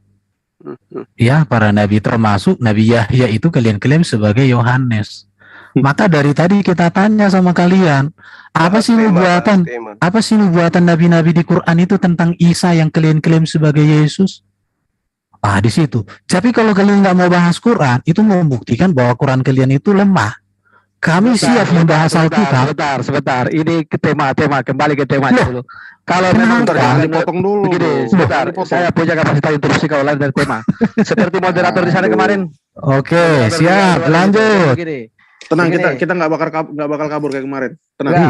Jangan dari tema lah. Timer di pause dulu. Timer, pause dulu. Kalau Oke, silakan moderator. Kalau memang tidak ini apa yang disampaikan tadi memang tidak ada jawabannya, bilang aja memang tidak ada gitu loh. Jangan menyentuh-nyentuh kayak ini moderator gitu. Kan siapa? Sebentar. Tema kita adalah siapa nabi yang mengenal Yesus. Orang Muslim kan sebentar. Sebentar, aku tanya dulu sama moderator supaya ada pijakan saya. Yesus kalian klaim nggak sama dengan Isa? Saya bukan narasumber di sini. Oke, enggak. Pastikan dulu, tanya dulu. Sebentar, moderator tolong tanya dulu sama narasumber Muslim. Apakah Isa kalian anggap sama dengan Yesus? Biar tahu saya. Enggak, apakah tidak ada para nabi yang mengenal Yesus? Kalau tidak ada, bilang tidak ada. Jangan mutar-mutar. Tidak ada poin didapat dari tadi. Silakan lanjutkan. Enggak, sebentar. Saya pastikan dulu moderator. Apakah Isa yang ada di Quran kalian anggap sama dengan Yesus? Kalau yang datang kepada Bani Israel yang adalah manusia 100%, bukan Tuhan, ya. Oke. Berarti pertanyaan saya, nabi-nabi itu yang di Quran itu, apa nubuatan mereka tentang Isa dan apa yang digenapi Isa? Khususnya Nabi Yahya. Apa yang dikatakan Nabi Yahya tentang Isa? Apakah Anda mengakui bahwa Isa adalah Yesus? Kan kalian tadi mengatakan, Kembali saya tanya sama Anda. Di pause dulu biar moderator intervensi dulu. Kita ingatkan kembali bahwa temanya adalah Lucu ini orang. apakah para nabi mengenal Yesus Kristus? Ya, apakah para nabi mengenal Yesus Kristus? Jika memang para nabi mengenal Yesus Kristus, katakan iya dan tunjukkan Ngemis dalilnya ke yang Isa mana. rupanya. Gitu aja kan? Sederhana tuh. Oke, Silakan. terima kasih. Jawab, Bang. Oke, nggak apa-apa. Kita fokus kali kita baca bro ya. Bro kayak apa? Siap. Tadi Ustadz Wafi mengatakan pengetahuan, kuasa, dan ajaran Yesus berasal dari Allah Bapa di surga. Pertanyaan saya, kepada siapakah para nabi di dunia ini diberikan kuasa sama seperti kepada Yesus, atau diberikan ajaran sama seperti kepada ajaran Yesus, pengetahuan sama seperti kepada Yesus? Tidak ada. Maka pengetahuan dan kuasa dan ajaran yang diberikan oleh Bapa di surga kepada Yesus itu unggul atas semua para nabi. Maka bagi kami, Yesuslah puncak dari seluruh pengajaran etika dan moral yang disampaikan oleh para nabi. Itu yang harus saya tegaskan sama kawan-kawan semua di sini. Baru tadi dikatakan Nabi PL maksiat, Abraham. Bagi kami Abraham itu bukan nabi. Daud itu bukan nabi. Salomo itu bukan nabi, itu raja jabatannya. Nabi itu Samuel. Samuel itu nggak ada maksiat Samuel. Yesaya nggak ada maksiat Yesaya. Musa nggak ada maksiat Musa. Jadi artinya di sini premis kalian tentang nabi itu dengan Kristen itu berbeda banget. Bahkan nabi di dalam Alkitab itu tidak pernah itu berbicara untuk hawa nafsunya, kepentingannya, untuk perkawinannya, nggak pernah. Tapi dia selalu berbicara apa yang menjadi isi hati Allah Bapa di surga untuk bangsa Israel. Itu yang selalu disampaikan di situ ya. Jadi saya mau katakan sama kawan-kawan di sini, yang kita, oke lanjut dulu bro, sudah cukup lah berasa. Tadi karena si Gufi juga mengais-ngais tentang Melkisedek ya. Melkisedek ini ya. Nama saya bukan Gofi, ulangi ya. Wafi, bukan Gofi. Wafi. Jadi awal Gofi terus ini. Ya, sorry. Jadi Melkisedek itu juga di Muslim kan nggak ada ya. Kalau saya tidak salah namanya juga jadi kidir dan tidak tahu fungsi atau manfaatnya apa gitu. Itu kalau di kami jelas dalam kitab Ibrani siapa itu Melkisedek itu disebutkan bahwa dia imam besar Allah, yaitulah sang firman itu. Makanya dia tidak berbapa, tidak beribu, harinya tidak berkesudahan. Nah, termasuk tentang Henok dan Elia itu juga bagi kami juga jelas siapa. Henok dan Elia dalam Wahyu 11 ayat 8, dia akan turun. Dialah yang akan menjadi saksi Kristus. Dua orang saksi Kristus itulah Henok dan Elia yang akan mencicipi kematian. Orang Yahudi tidak bisa menjelaskan ini, termasuk orang Islam. Nah, Henok dan Elia nanti turun, itulah yang akan membunuh hewan yang dari jurang itu. Dan dia akan mati di bawah salib. Nah, ini saya menduga-duga bahwa dua orang inilah yang menjadi tuduhan bahwa Isa akan membunuh babi dan mematahkan salib. Padahal itu adalah kitab Wahyu yang disalahartikan oleh Baginda. Gitu. Nah, mulai sekarang saran saya sih jangan berusaha untuk mengais-ngais apa yang dipakai sama orang Yahudi ya. Karena apa yang mereka pakai itu jauh setelah keislaman. Bukan setelah kekristenan lagi, jauh setelah keislaman. Bro, kayak lanjut, Bang. Bukan. Aku gini kan, kalau mereka protes Paulus, setahu saya dalam satu tafsir atau hadisnya orang-orang Muslim ada juga berbicara Paulus, murid-murid Hawariun ya. Cuman ada. Ada. Nanti bisa ada, kalau kalian butuh data, ya lanjut bro. Ini, jelaskan dulu bro. Kalau semakin jauh dari tema ini. Bukan, kau tadi kan bahas Paulus bro, ya harus meluruskan. Sekarang kita penginjilan nih, penginjilan. Iya. Paulus ini juga ditulis dalam sosiolog Islam, cendekiawan Islam yang namanya Ibnu Khaldun ya, halaman 474, bukunya judulnya Mukadimah. Saya tidak mau memakai lagi surat Yasin, tafsir surat Yasin ayat 14, tapi di dalam Mukadimah itu dijelaskan bahwa Paulus itu ketemu dengan Nabi Isa di jalan dan matanya buta. Kalau aku boleh share screen, akan ku share screen nih. Cuma nanti kalau memang butuh udah sebutkan bukunya, halamannya udah. Bahkan Paulus dinobatkan oleh orang bernama Dina bahkan di dalam kurung itu tulisannya apa? Tulisannya di situ adalah Hananias. Sama seperti apa yang ditulis dalam Alkitab. Nah, saya aneh. mengapa tokoh yang besar seperti Ibnu Khaldun, universitasnya ini ada di Bogor loh. Kalau Universitas Zuma ini belum ada. Nah, artinya apakah berkapasitas mana? Zuma atau Ibnu Khaldun? Ibnu Khaldun aja bisa menuliskan seperti itu. Tapi kalau Zuma pasti bisanya hanya membantah. Gitu Bang Erwin. Oke, jadi saya mau katakan para nabi PL tidak ada yang berjumpa dengan tubuh manusia Yesus. Tapi kalau teofani iya. Yang berjumpa dengan Yesus Nabi itu adalah mulai Nabi Yohanes Pembaptis. Selamat datang di kebenaran. Waktu habis. Oke, silakan narasumber Muslim ya. Kita kembalikan ke tema. Kembalikan aja ke tema alurnya ini biar tidak melebar. Silakan dari Muslim. Ya, baik. Jadi tadi dikatakan Abraham itu bukan nabi, Daud bukan nabi. Padahal di dalam kitabnya sendiri yang diambil dari agama lain itu dikatakan bahwa Abraham itu nabi. Itu tertera di dalam Kejadian 20 ya. Bahwa dia adalah seorang nabi. Dia ketika berbicara mengenai istrinya dikatakan bahwa suaminya dia itu adalah nabi. Yang dimaksud di sini adalah suaminya Sarah. Nah, tapi itu akan semakin jauh dari tema. Tema kita ini ternyata kita buktikan bahwa di dalam kitabnya Bani Israel itu tidak mengenal Yesus. Seperti Yesus ini bagi Bani Israel adalah tokoh fiktif. Ya, tidak dikenal oleh Bani Israel. Makanya kemudian kalau kita mencari titik benang merahnya antara pengajaran orang-orang Yahudi dengan Kristen itu nggak nyambung. Kita nggak tahu di mana benang merahnya yang harus kita sambungkan antara ajaran Yahudi dengan Kristen ini. Nah tadi dikatakan kenapa Al-Quran tidak sambungkan? Oh nggak bisa begitu, kami bukan orang yang mengambil kitabnya orang untuk kemudian dicocokkan kepada kitab kami. Nggak bisa, karena kitab kami itu adalah kalamullah, bukan hasil tulisan dari wartawan lalu kemudian dibuatkan seperti clipping, bukan. Pahami itu, ya. Nah sekarang berbicara mengenai Yesus. Apakah nabi-nabi terdahulu mengenal Yesus? Jawabannya tidak. Itu aja, simple, sederhana. Berarti Yesus ini adalah oknum yang dibuat untuk dijual ke Romawi, untuk dijual ke Yunani, untuk dijadikan sebagai anak dewa, anak Theos. Dan itu laris. Bahkan ajaran itu dijadikan sebagai agama resmi. Orang Yahudi tepuk tangan. Itu yang perlu Anda pahami. Makanya Kristen itu ya gemur gelombangnya datang ke negara kita ini bukan dari orang Yahudi yang ngajarin, tapi orang Barat.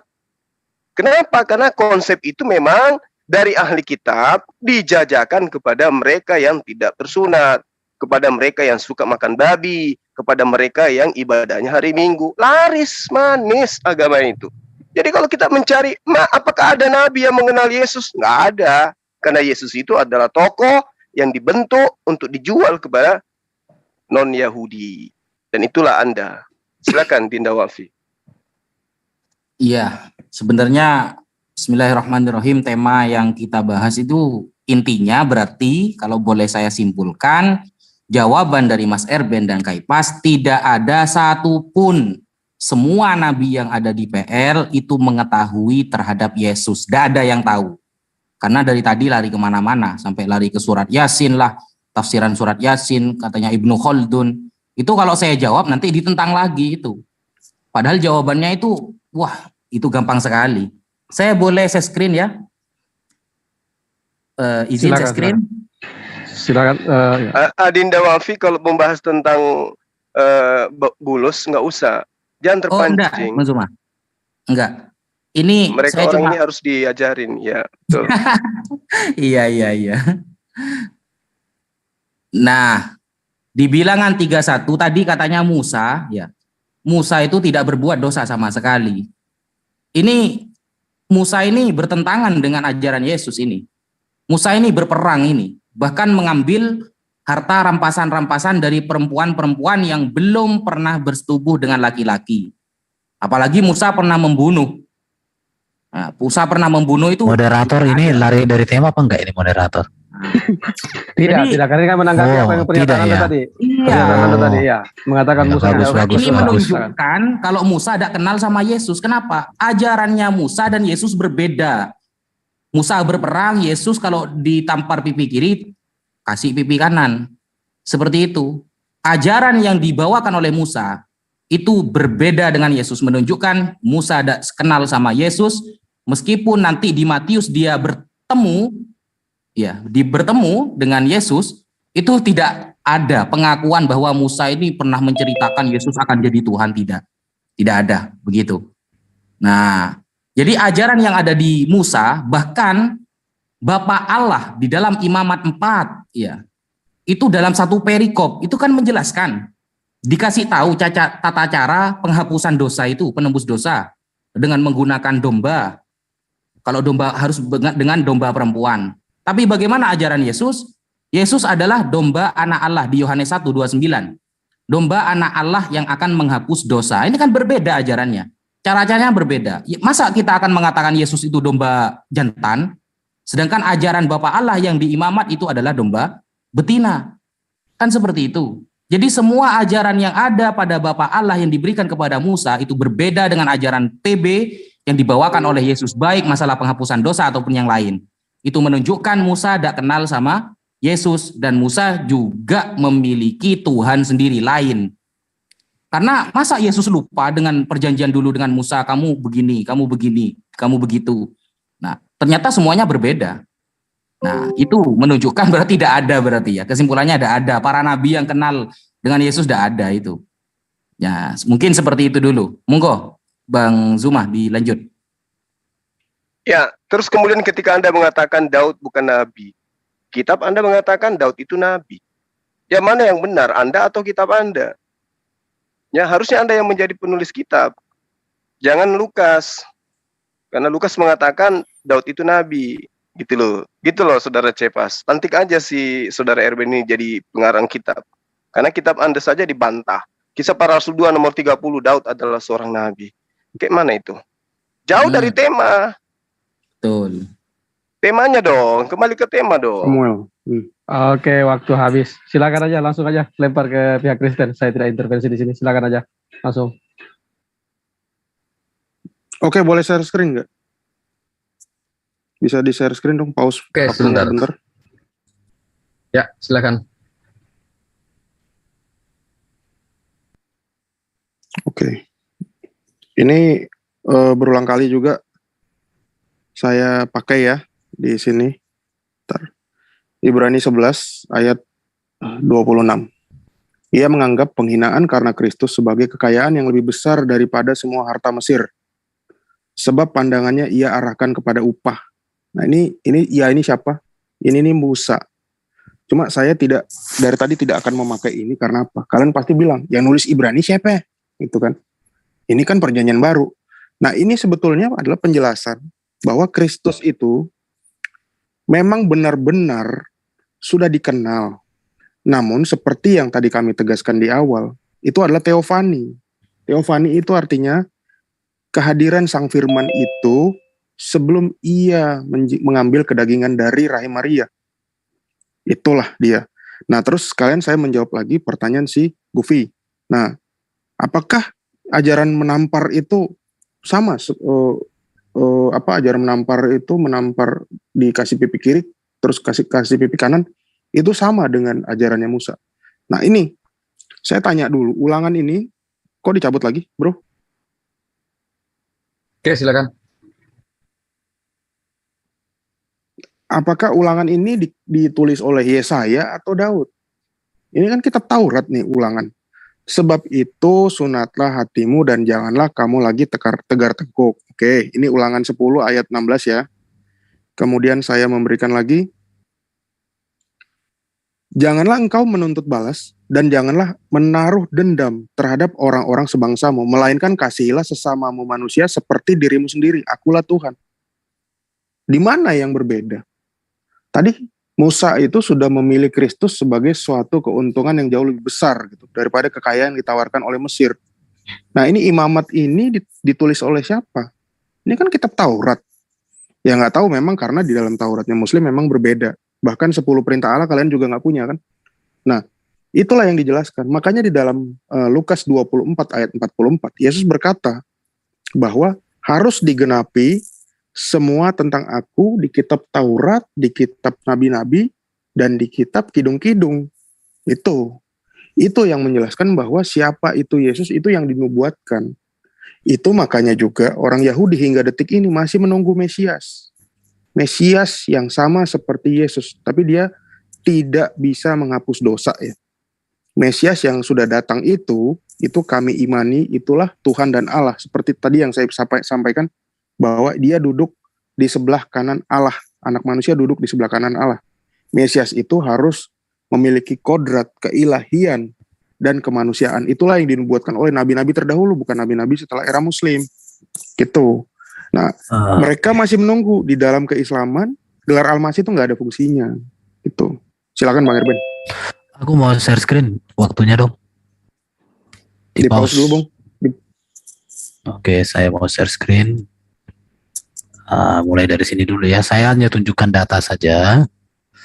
Ini berbicara tentang keterangan nubuatan dan penggenapannya tentang Yesus.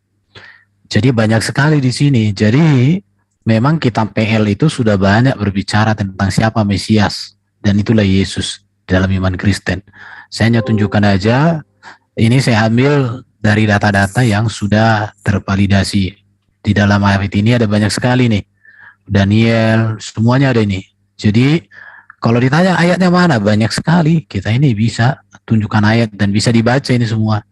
Tinggal kalian cari aja, daripada aku jelaskan satu-satu, waktunya nggak ada. Oke, sekarang saya akan share screen. Daud itu nabi, apa sih artinya Daud nabi? Saya sudah pernah membuat materi untuk hal itu karena saya suka dengan PowerPoint, walaupun bagi orang nggak ada powernya, nggak ada poinnya, tapi bagi orang yang berpikir poinnya sangat menggentarkan ini. Itu ya, lihat ini ya. Jadi Daud adalah nabi, ini ayatnya. Oke, saya menjelaskan aja. Nabi Daud apa ya, Yunaninya kan profetes, nabi, bisa kitab nabi juga, atau bisa juga bagian dari kitab-kitab nabi atau isi kitab nabi. Nabi atau kitab nabi ini kalau di dalam interlinear Yunani Indonesia. Maka profetes ini artinya orang yang memiliki atau memiliki kemampuan dan memberitahukan kejadian masa depan. Jadi bukan jabatan ya. Jadi orang Kristen membedakan jabatan nabi dengan karunia nabi. Dari pengertian tersebut, pernyataan Petrus dalam Kisah Rasul 2 ayat 9:30 tentang Daud sebagai seorang nabi adalah benar, sebab Daud menulis tulisan-tulisan, yaitu kitab Mazmur. Tidak semua kitab Mazmur, tetapi sebagian tulisan Daud. Kitab Mazmur itu memiliki kaitan dengan kitab para nabi. Daud diberikan Tuhan memiliki kemampuan melihat kejadian masa depan serta memberitahukannya, maka disebut dia nabi. Jadi bukan jabatan ya. Jabatan nabi itu nggak mungkin dia. Baru bukti-bukti dapat Daud disebut sebagai seorang nabi. Daud menulis kitab Mazmur yang merupakan bagian dari kitab-kitab para nabi. Daud diberikan Tuhan melihat kemampuan untuk kejadian masa depan serta memberitahukannya. Contohnya ini, saya tunjukkan ya. Mazmur 132, Tuhan telah menyatakan sumpah setia kepada Daud. Mazmur 110 ayat 1, 2 Samuel 7 ayat 12-16 dan seterusnya itu ya. Oke, saya tunjukkan aja. Ayat ini merupakan nubuat tentang Mesias yang akan datang sebagai keturunan Daud untuk memimpin sebagai raja segala raja. Ini berbicara kedatangan yang kedua. Oke, kesimpulannya, dari pengertian tersebut maka Daud dapat disebut sebagai nabi, tetapi bukan dalam makna bahwa Daud memiliki jabatan sebagai nabi, sebab Daud jabatannya adalah raja. Daud mengetahui dan memberitahukan kehadiran Sang Mesias, raja bangkit dari antara orang mati. Itulah Yesus. Jadi Daud seorang raja. Oke, saya tunjukkan aja. Oke. Haleluya. Langsung ke pihak Muslim, langsung aja disanggah. Oke, jadi sekali lagi saya katakan, saudara Erben ini lebih cocok jadi penulis Bible, kalah penulis Bible yang lain. Musa juga kalah. Dia harusnya yang jadi penulis Bible ini, dilantik nanti di Konsili Indonesia 2022. Amin. Bilangan 12 nomor 6. Ya, dengarkan Erben. Bilangan 12 nomor 6. Firman Tuhan kepada siapa?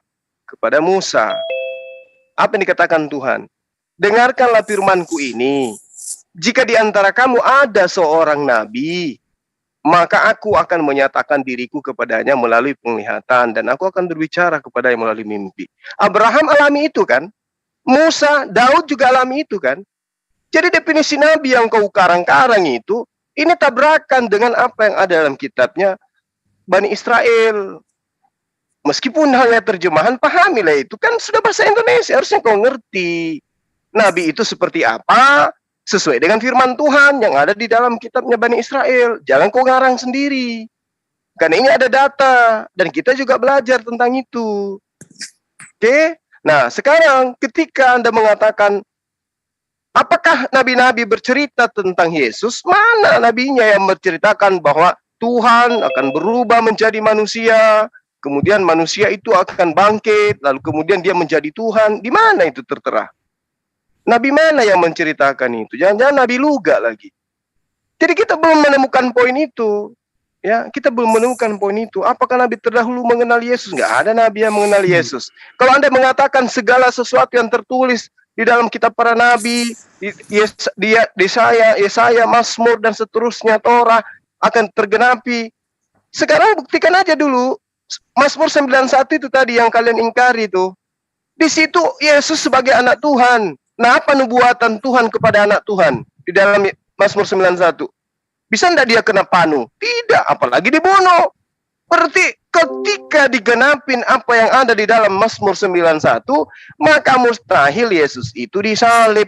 Mustahil juga kalau dikatakan di dalam Yesaya 45 nomor 6, mustahil juga Yesus itu adalah Tuhan. Yesaya 43 nomor 10, mustahil juga Yesaya itu bercerita bahwa Tuhan dibentuk menjadi manusia. Ya, nggak ada itu cerita bahwa Yesus itu diceritakan dia adalah firman menjadi manusia. Mana coba? Tidak ada. Yesaya 55 nomor 11 malah menerangkan ketika Tuhan menghendaki sesuatu, maka firman keluar dari mulutnya. Bukan firman itu keluar dari mulut vagina, bukan, tapi dari mulut Tuhan. Lalu kemudian Mazmur 33 nomor 9, ketika Tuhan menghendaki sesuatu, dia hanya memerintahkan, maka semua itu ada. Dia hanya berkata, maka semua itu jadi. Lah, kok Tuhan jadi manusia, firman jadi manusia? Gimana ceritanya tuh? Firman Tuhan menjadi manusia, kalam Allah menjadi manusia. Bukan kehendak Tuhannya yang menjadikan segala sesuatu itu ada. Ya, jadi kita belum menemukan itu. Ini sudah 1 jam lebih. Silakan Dinda Wafi. Ya, bismillahirrahmanirrahim. Jadi sebenarnya saya masih bingung dengan jawaban kalian ini. Berarti kan tidak ada sama sekali Nabi yang mengenali Yesus itu padahal Tuhan loh. Tuhan yang katanya dinubuatkan akan turun ke bumi, ternyata tidak ada yang menceritakannya. Itu hanya nubuatan-nubuatan versi tafsiran Anda semua kan. Yang Anda tampilkan itu banyak sekali, memang banyak ayatnya, tapi tafsiran Anda cabang pribadi. Abraham aja tidak diakui jadi nabi itu loh. Padahal di Kejadian 20, butir ke-7 sudah jelas. Kembalikanlah istri orang itu sebab dia seorang nabi. Kemudian Daud juga ditentang. Padahal ayatnya sudah jelas. Ayat yang jelas masih ditafsiri. Oke, kalau memang mau tafsir-tafsiran, saya katakan Daud itu Tuhan loh. Tuhan Daud itu, bukan Nabi. Kenapa? Mazmur 18, butir 50, 51, dengan tegas mengatakan ia menguraikan keselamatan yang besar kepada raja yang diangkatnya dan menunjukkan kasih setia kepada orang yang diurapinya. Nah, Daud juga Mesias, diurapi. Makanya di original teksnya, dalam Mazmur itu, arti diurapi itu kan limsiho, akar katanya masaha, kalau bahasa Arabnya al-masih, artinya yang diurapi. Berarti kalau main tafsir-tafsiran, saya berani mengatakan Daud itulah yang Tuhan. Bukan Mesias yang Anda katakan Yesus itu. Kan seperti itu. Coba kalau ayatnya sudah jelas, sudah bertentangan dengan doktrin, pasti akan Anda mengatakan ini perumpamaan. Tapi kenapa ayat-ayat yang cocok dengan doktrin Anda mengatakan ini ayat yang jelas? Standarnya itu kan tidak ada, begitu. Berarti jawaban Anda tidak ada sama sekali dari awal. Padahal ini Tuhan loh yang mau turun itu. Ternyata Nabi tidak ada yang menceritakan kepada umatnya itu. Tidak ada berarti ya, Nabi-Nabi itu. Dan ayat-ayat yang sudah jelas dikatakan dia Nabi, ternyata tidak. Bukan Daud Nabi, tapi bukan Nabi. Sesuai apa namanya itu PowerPoint yang dibawakan Mas Erben barusan. Itu pemahaman siapa itu Mas Erben? Anda memahami seperti itu pemahaman siapa itu? Konsili yang keberapa itu? Apa konsili Bali 2 minggu yang kemarin? Tidak kan? Kalau seperti itu, berarti Daud itu adalah Mesias. Karena di original teksnya juga dikatakan limsiho. Dari bahasa Arab Al-Masih, Daud juga Mesias berarti. Di Mazmur kan seperti itu. Kalau main tafsir-tafsiran kan begitu nantinya. Nah, monggo dilanjutkan, Bang Zuma. Ya, jadi jelas ya, saudara, Anda tidak bisa membuktikan bahwa nabi-nabi terdahulu bercerita tentang Tuhan Anda yang adalah manusia. Oke, waktu habis kan dah. Jadi masing-masing punya kesempatan satu putaran ya sebelum closing statement. Jadi ini kesempatan terakhir ke pihak Kristen untuk memperkuat argumennya, mempertajam materinya sebelum masuk sesi closing statement. Silakan pihak Kristen. Silakan Bro Kayapas dulu. Ya aku dikit ya. Tadi Bro siapa tadi yang bilang Daud Wafi bilang bahwa Daud juga Mesias. Ya Daud itu diurapi sama Nabi Nathan, Bro. Itu kalau di Islam juga Nabi Nathan nggak tahu apa namanya. Mungkin jadi namanya berubah lagi jauh ya. Tapi kalau Yesus itu jelas di dalam Yesaya 61, Roh Tuhan Allah ada padaku, oleh karena Tuhan telah mengurapi aku. Ini yang mengurapi dia langsung adalah Allah itu sendiri, Tuhan yang huruf besar ya. Ia mengutus aku untuk menyampaikan kabar baik kepada orang yang sengsara, merawat orang yang remuk hati, untuk memberitakan pembebasan kepada orang-orang tawanan, dan kepada orang-orang terkurung kelepasan dari penjara. Nah ini kalau di kitab Septuaginta, ini ada satu kata yang dihapus sama Masoretic Text ya, yaitu menyembuhkan mata orang yang buta. Ini juga ada di Muslim juga nih. Isa menyembuhkan mata orang yang buta. Makanya di kitab Lukas itu Lukas mengutip kalimat ini secara terperinci. Jadi itu perbedaannya, Bro. Nah, teringat lagi tentang apa ya? Oh ya, satu lagi koreksi buat Bro siapa? Bro Wafi tadi. Yohanes itu adalah sepupu Yesus ya, bukan muridnya. Tadi Bro salah ucap itu. Udah Bang Erben dilanjutkan, aku sih itu aja ya, karena kita berusaha menggali topik yang lebih dalam. Mereka hanya berkutat di dalam kitab-kitab kita saja, tidak berani mengutip dari kitab mereka, Bang. Lanjut, Bang. Ya nggak apa-apa, Bro, karena memang tidak ada nabi di kitab mereka yang mengenali Yesus atau menubuatkan Yesus. Jadi tidak apa-apa, wajar itu mereka tidak mau membahas itu. Kalau ada nabi yang menubuatkan Yesus di dalam kitab mereka, maka mereka. Jadi hal ini menegaskan bahwa memang kitab kita tidak ada hubungan dengan saudara muslim ini. Dan Isa yang mereka klaim juga dengan yang lain-lainnya itu nggak ada hubungan dengan kitab kita. Itu penegasan yang bisa kita dapat dari setiap jawaban-jawaban mereka. Nggak apa-apa, iya. Itu sangat nanti bagus. Kalau kita ngomong Nabi Mika juga, Mika kan menubuatkan bahwa Mesias itu akan lahir di Bethlehem, bukan di bawah pohon kurma ya. Iya. Nanti kalau kita jawab juga mereka nggak ngerti juga gitu loh. Yesaya nggak ada, Daniel nggak ada, Mika nggak ada, Melkisedek nggak ada, Elia sama Henok nggak tahu mau kemana gitu kan. Ini capek juga. Baru untuk kawan-kawan ini, saya sudah tegaskan bahwa Tuhan Yahweh jadi manusia itu tidak ada, tapi firman-Nya yang jadi manusia. Baru ketuhanan Yesus itu berbicara ke penguasaannya bahwa dia Mesias. Dia yang berkuasa mengampuni dosa, dia berkuasa mengalahkan maut, dia berkuasa membawa manusia ke surga. Karena Yesus mengatakan, akulah kebangkitan dan hidup. Barang siapa percaya kepadaku, ya hidup walaupun sudah mati. Itulah Yesus. Jadi makanya di dalam Yesus ada hidup yang kekal.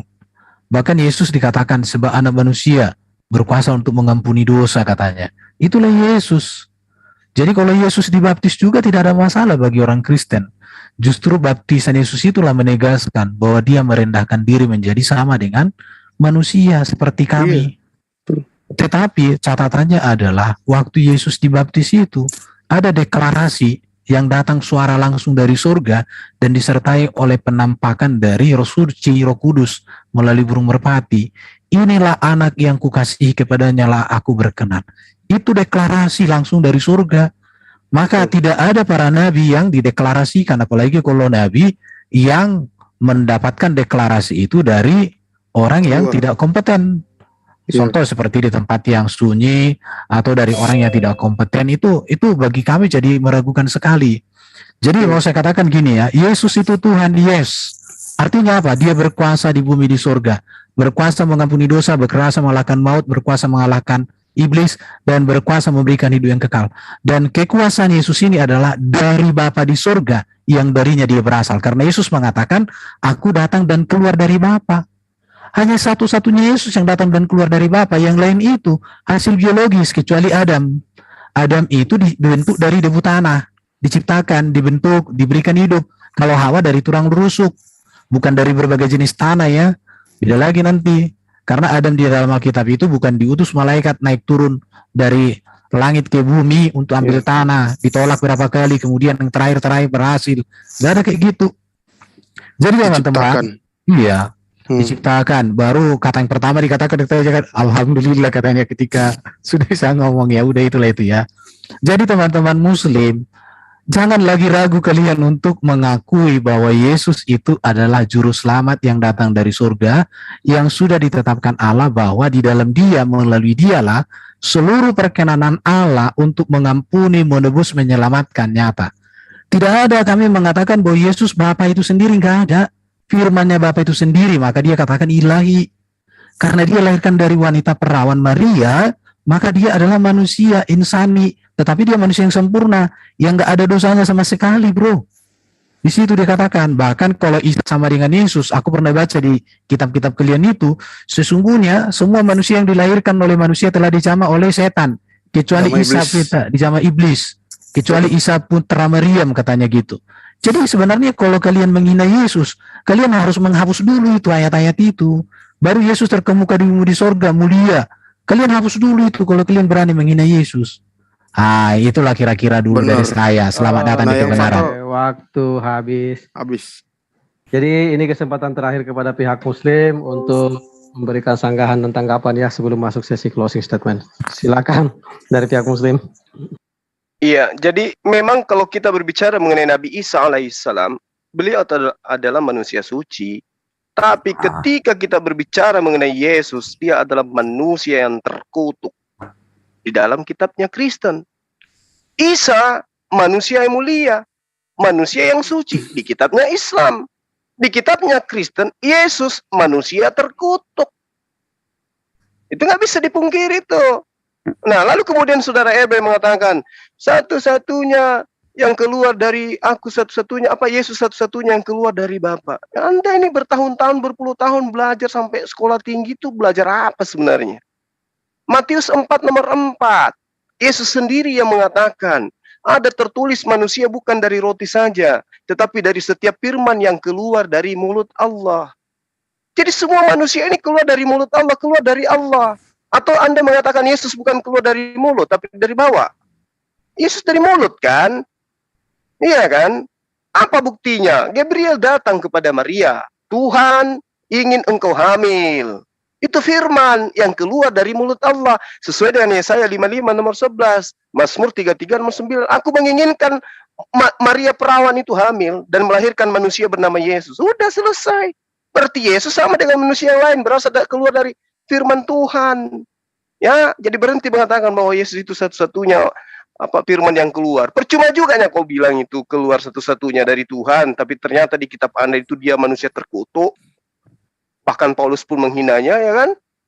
Nah, kalau Anda ingin bercerita tentang adakah nabi yang bercerita tentang Yesus, ya Anda harusnya mengatakan ada Nabi Paulus. Ini yang saya tunggu dari tadi. Kenapa Anda nggak berani mengatakan Nabi Paulus? Bukankah di dalam kitab Anda dikatakan Paulus itu nabi, Saulus itu nabi? Katakan aja dia itu adalah nabi. Lagian di dalam Bilangan 12 yang saya katakan tadi, nomor 6, jika ada di tengahmu seorang nabi, aku akan berkata menyatakan diri kepadanya. Apakah Paulus itu menuliskan bukan karena firman Tuhan?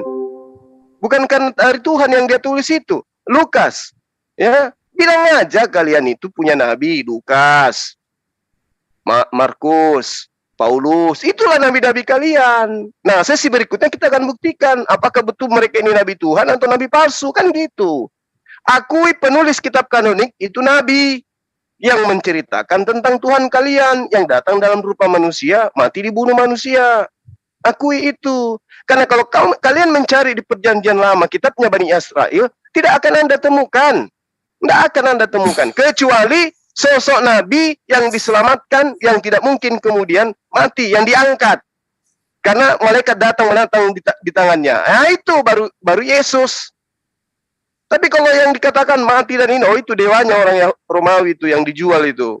Makanya saya katakan, kalau Anda ingin mengatakan, Nabi mana yang menceritakan tentang Yesus datang dan berupa manusia, dia adalah Tuhan yang mengambil rupa manusia, mengosongkan diri dan seterusnya. Katakan, Nabi Saulus dari Tarsus. Nah, itu baru jantan. Silakan Dinda Wafi.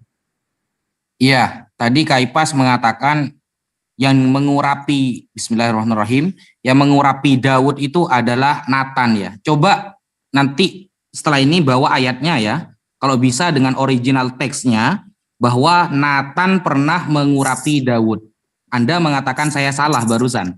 Ya, bahwa Anda mengatakan yang mengurapi Daud adalah Nathan. Itu coba bawa ayatnya ya. Ya. Nah, kan salah kan? Nah, kalau salah itu nggak usah seperti itu, Mas. Ya, sampean mengatakan saya salah ngomong, ternyata Anda salah dari tadi. Nah, manggil nama saya saja dari tadi Anda salah kok, kan seperti itu. Nah, jadi jelas kalau Anda mengatakan Nathan pernah mengurapi Daud, itu pembohongan besar. Tidak ada ayatnya itu. Kemudian di Lukas ya, di Lukas kan jelas itu. Yesus juga dibaptis. Ngapain dibaptis Yesus itu? Coba jelaskan, apa gunanya pembaptisan itu apa? Kok sampai Tuhan juga ikut dibaptis itu loh. Jadi dari awal sampai akhir tidak ada satupun jawaban yang mengena dari tema ini bahwa para nabi sama sekali tidak mengenal Yesus. Nah, kalau cuma hanya juru selamat Yesua ya dalam original teksnya itu, ya Yahya juga disebut Yesu. Dalam Ibraninya kan seperti itu. Juga bisa disebut dengan juru selamat.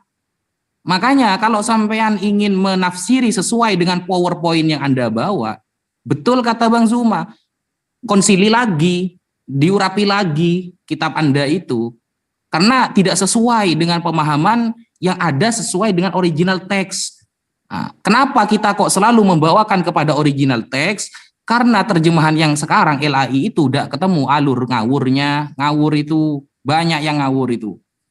Makanya harus ada konsili lagi. Kalau bisa di Bali konsilinya, biar enak seperti itu. Jadi langsung benar nanti, tidak ada konsili lagi. Jadi dari tadi tidak ada jawabannya, itu tidak ada ya, tidak ada. Bahkan ketika Kaipas mengatakan saya salah bicara, ternyata Anda juga salah bicara sekarang. Coba buktikan satu ayat saja yang mengatakan Nathan pernah mengurapi Daud. Anda salah bicara. Seperti itu. Monggo, Bang Zuma. Nah, tadi juga Anda mengatakan cuma Yesus yang diurapi langsung oleh Tuhan. Ini Anda belajar di mana sih kalian ini? Ya, Kores itu juga diurapi langsung oleh Tuhan. Yesaya 45 nomor 1. Yesaya juga diurapi langsung oleh Tuhan. Yesaya 61 nomor 1. Jadi itu kan ayat yang saya kutip. Sabar, tidak usah dipotong. Ya, tinggalkan ajaran yang membuat kalian kayak begini, jadi bulan-bulanan oleh kitab kalian sendiri gitu loh. Kores itu diurapin. Waktu habis berundah.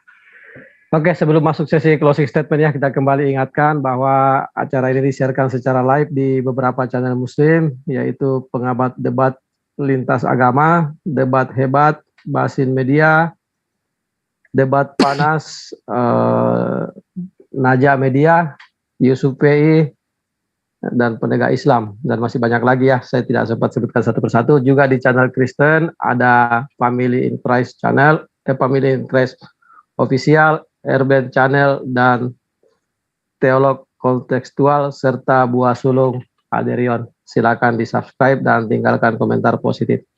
Oke, sesuai kesepakatan yang kami sudah sepakati dengan pihak EPC, dalam hal ini Bang Kaisar, Pak Hin, dan Bang Kayapas kemarin juga hadir, bahwa jika di Zoom Muslim, maka yang belakangan closing statement adalah Muslim, jika di Zoom Kristen, Kristen yang belakangan closing statement.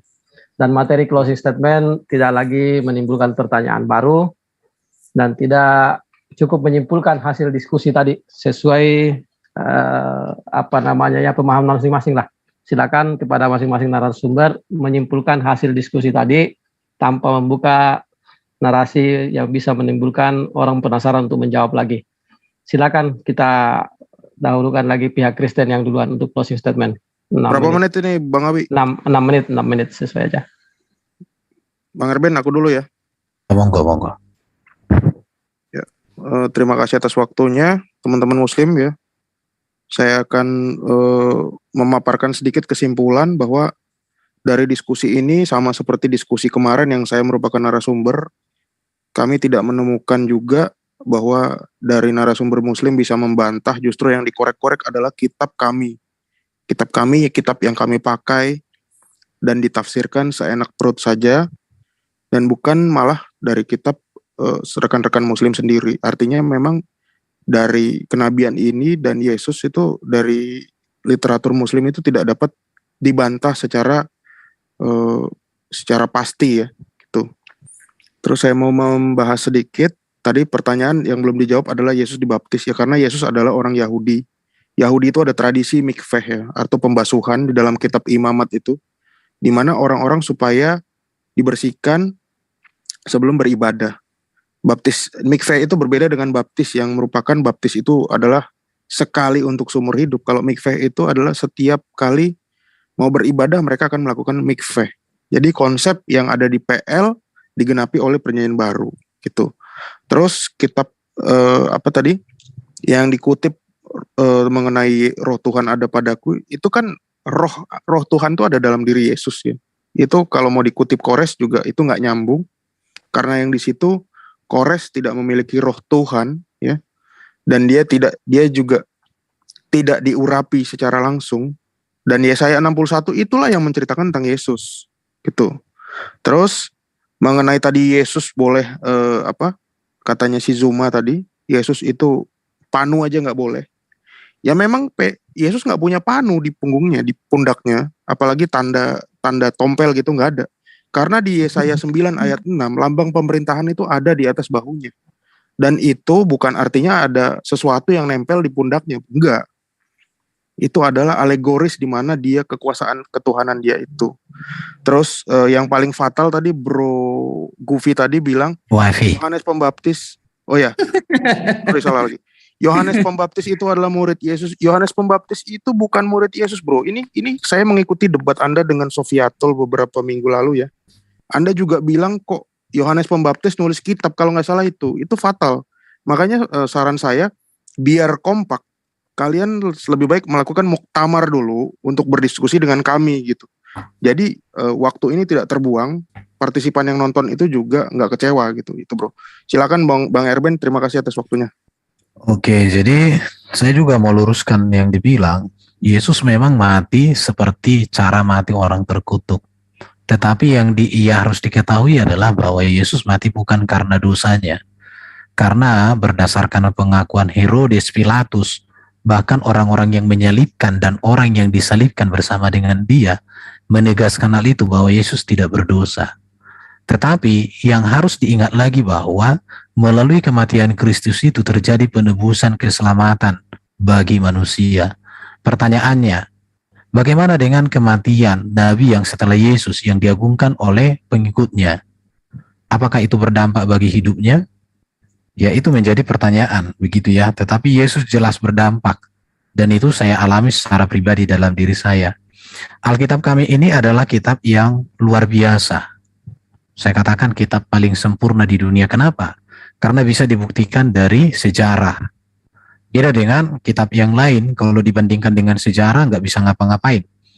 Tetapi kalau orang katakan kitab kita ini ngaur, ada tadi mengatakan kita ngaur, menurut saya karena nggak sampai ke sana ilmunya.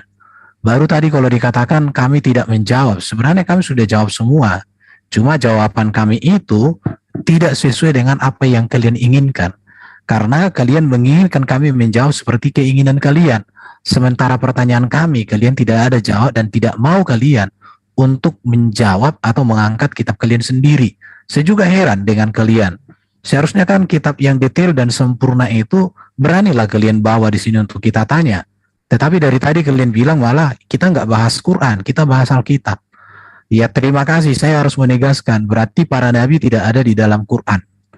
Dan saya bersyukur akan hal itu supaya menegaskan bahwa memang Quran ini bagi saya berarti kitab yang datang sekitar 600 tahun setelah Yesus dan tidak ada hubungan dengan Yesus, dan ribuan tahun setelah Musa, atau komplit lah 600 tahun setelah kitab PL dan PB komplit. Dan saya menghargai bahwa ini kitab berasal dari Allah yang baru, Nabi yang baru, malaikat yang baru, dengan ajaran yang baru. Dan mulai hari ini kalian gak usah hubung-hubungkan lagi kitab Quran dengan kitab kami. Biarlah Quran berdiri sendiri, tetapi kalau mau berdiri dengan hadis ya silahkan ya. Tetapi dengan hadis pun nanti dengan tafsir dan semuanya urusan kalian lah itu ya.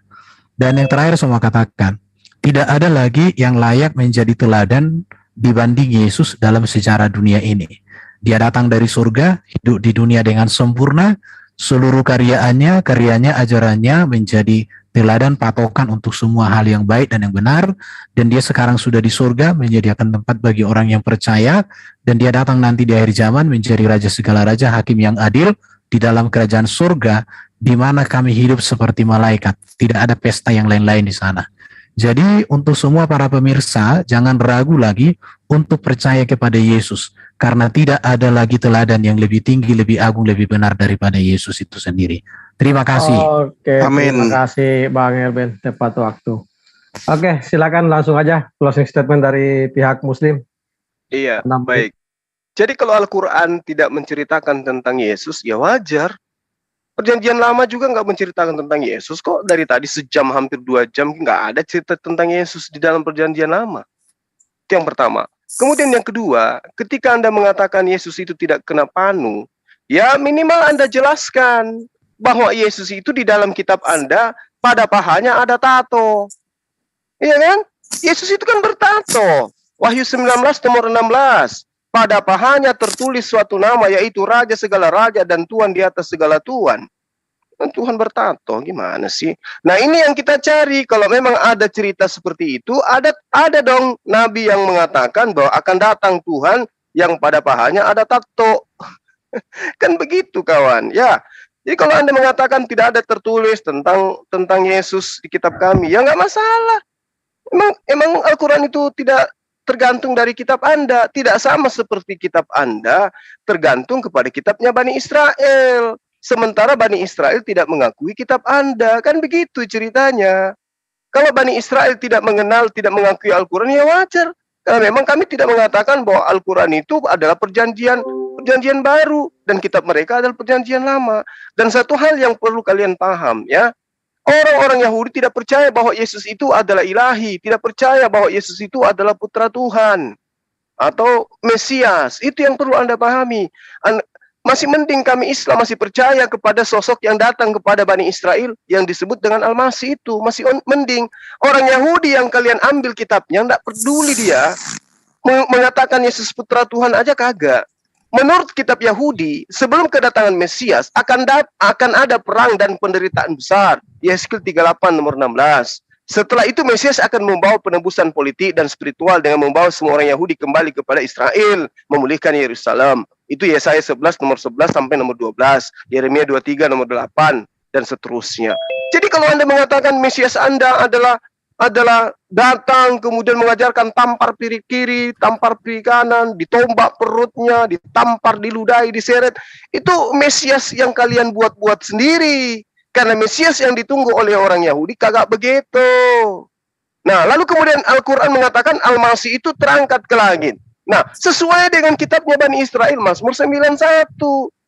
Dia dipanjangkan umurnya, diangkat, dia menonton orang-orang yang menganiayanya. Malaikat menatang malaikat menatang dia di atas tangannya. Itu sesuai dengan Al-Quran. Lalu kemudian Al-Quran mengatakan orang-orang itu berselisih paham tentang Nabi Isa. Terbukti di Kisah Para Rasul 29 nomor 15 ya. Di situ diterangkan bahwa Paulus dan orang-orang Yahudi bertentangan tentang seseorang yang bernama Yesus. Ada yang mengatakan masih hidup, ada yang mengatakan masih sudah mati. Jadi Al-Quran itu tidak pernah keliru. Kalau Anda membahas Al-Quran tentang Nabi, kalau Anda ingin kali menggunakan Al-Quran, Nabi yang dimaksud yang datang kepada Bani Israel itu hanya sebagai hamba Allah yang diberi kepada dia sebagai tanda kenabian. Itu aja. Itu aja yang ada dalam kitab kami. Ya, silakan Adi Nawafi. Iya, alhamdulillah diskusi pada malam hari ini sudah selesai. Berarti kita sudah bisa mendengar tidak ada satupun jawaban dari nabi-nabi PL yang kenal dengan Yesus, apalagi Quran. Oh, nabi PL aja tidak kenal sama Yesus, apalagi Quran. Makanya ajaran-ajaran yang ada di PL, kenapa berbeda dengan ajaran yang ada di PB? Karena memang Tuhannya aja berbeda. Yang di PB Tuhannya manusia, yang di PL Tuhannya itu Yahweh, itu beda, ajarannya beda. Contoh seperti sunat merupakan perintah yang kekal yang dijaga turun-temurun, Kejadian 7, 9 sampai 14. Di Kristen bagaimana pembaptisannya, hukum-hukumnya bagaimana? Beda toh? Beda. Makanya ketika Yesus menaubatkan dirinya sebagai anak domba Allah yang akan menghapus dosa, itu sangat bertentangan dengan imamat 4 ya. Imamat 4, satu perikop itu sangat bertentangan itu. Terutama di butir yang ke-32. Itu sangat bertentangan sekali. Itu adalah ajaran yang benar kepada Musa dari Yahweh. Beda dengan Yesus. Berarti Yesus domba jantan berarti. Kan seperti itu. Jadi ketika ajaran-ajaran itu sudah berbeda, lalu kalau kita menanyakan kepada orang-orang Bani Israel atau orang Yahudi yang memiliki kitab tersebut dan ahli-ahli kitab tersebut, kita lihat di Sefaria. Para rabi-rabi, para pembesar-pembesar penafsirnya itu. Gak ada satupun yang setuju dengan PB itu. Gak ada. Apakah mereka tidak lebih paham daripada Anda? Wan itu kitab mereka. Kan seperti itu. Sehingga ketika di awal Anda mulai menggunakan Sefaria, ternyata setelah saya menggunakan Sefaria Anda tidak menerima. Ini kan sangat lucu sekali. Nah, lalu Anda mengatakan saya salah kutip. Ternyata Anda dari tadi sudah menjadi korban copy paste. Kitab orang lain Anda comot. Ajaran orang-orang para penafsir seperti Rashi dan penafsir-penafsir lain di kalangan di Sefaria tersebut mengatakan A, ternyata di PB mengatakan B. Itu sangat tidak sama sekali. Maka jangan pernah Anda menaubatkan Yesus ini terlalu wah. Janganlah. Al-Quran itu sudah mengatakan inna mathala Isa indallah kamathali Adam. Isa sama Adam sama saja, terbuat dari tanah, sama saja. Cuma memiliki mukjizat masing-masing. Makanya sifat keilahian Yesus itu masih diragukan. Apa sifat keilahian Yesus? Bahkan ada mukjizat atau kekuatan yang lebih hebat daripada Yesus. Yesus aja. Oke, waktu cukup Bang. Ya, kurang lebihnya saya mohon maaf. Wassalamualaikum warahmatullahi taala wabarakatuh. Waalaikumsalam warahmatullahi wabarakatuh. Oke, alhamdulillah kita sudah sampai di penghujung acara. Jadi kedua belah narasumber sudah closing statement, moderator juga cuma akan closing statement namun tidak menyentuh ke materi debat ya. Sekedar kami informasikan kepada pemirsa di YouTube bahwa luar biasa di Zoom ini mencapai tadi sampai 82 orang ya partisipan, dan kepada yang di YouTube kami mohon maaf mewakili para narasumber jika ada narasi atau ucapan dari narasumber kami yang tidak berkenan di hati, mohon dimaafkan. Apapun itu kita kembalikan kepada semua yang menyimak, semoga ada manfaatnya bagi semua orang termasuk terutama bagi diri pribadi saya sendiri. Kepada guru saya Ustadz Juba dan Ustadz Wafi, terima kasih sudah menyampaikan narasi-narasinya, dan kepada Bang Kayapas dan Pak Erben, terima kasih atas pemaparannya juga. Oke, demikian penutup dari saya selaku moderator. Saya kembalikan ke host untuk menutupnya. Silakan Pak Amir atau Pak Budak Angon. Pak Amir aja karena Pak Budak Angon saya tidak ada lihat. Silakan Pak Amir ditutup acaranya. Oke, terima kasih semua. Ternyata acaranya ini acara dengan dibentuk dengan lancar, tidak ada yang gontok-gontokan ya. Alhamdulillah. Dengan mudah-mudahan ini untuk kedepannya lagi bisa lancar seperti ini. Ya, ini karena untuk penutupan. Saya juga mengucapkan terima kasih kepada netizen dan kepada saudara-saudara kita yaitu dari kaum Kristen yang telah sudi untuk berdebat lintas agama ini dengan berjalan dengan lancar. Ya, mudah-mudahan ini membuat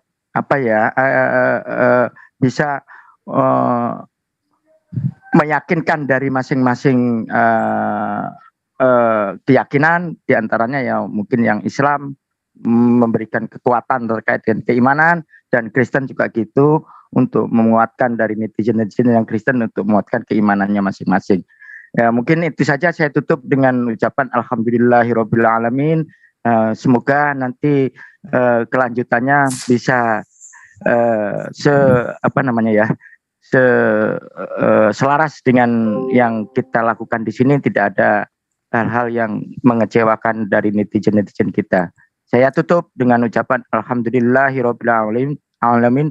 Wassalamualaikum warahmatullahi wabarakatuh. Waalaikumsalam warahmatullahi wabarakatuh. Silakan. Damai sejahtera Tuhan menyertai kalian semua. Silakan Bang Kaisar, sabar dulu, kita dengar dulu Bang Kaisar. Silakan Bang Kaisar. Oh iya, silakan Bang Kaisar.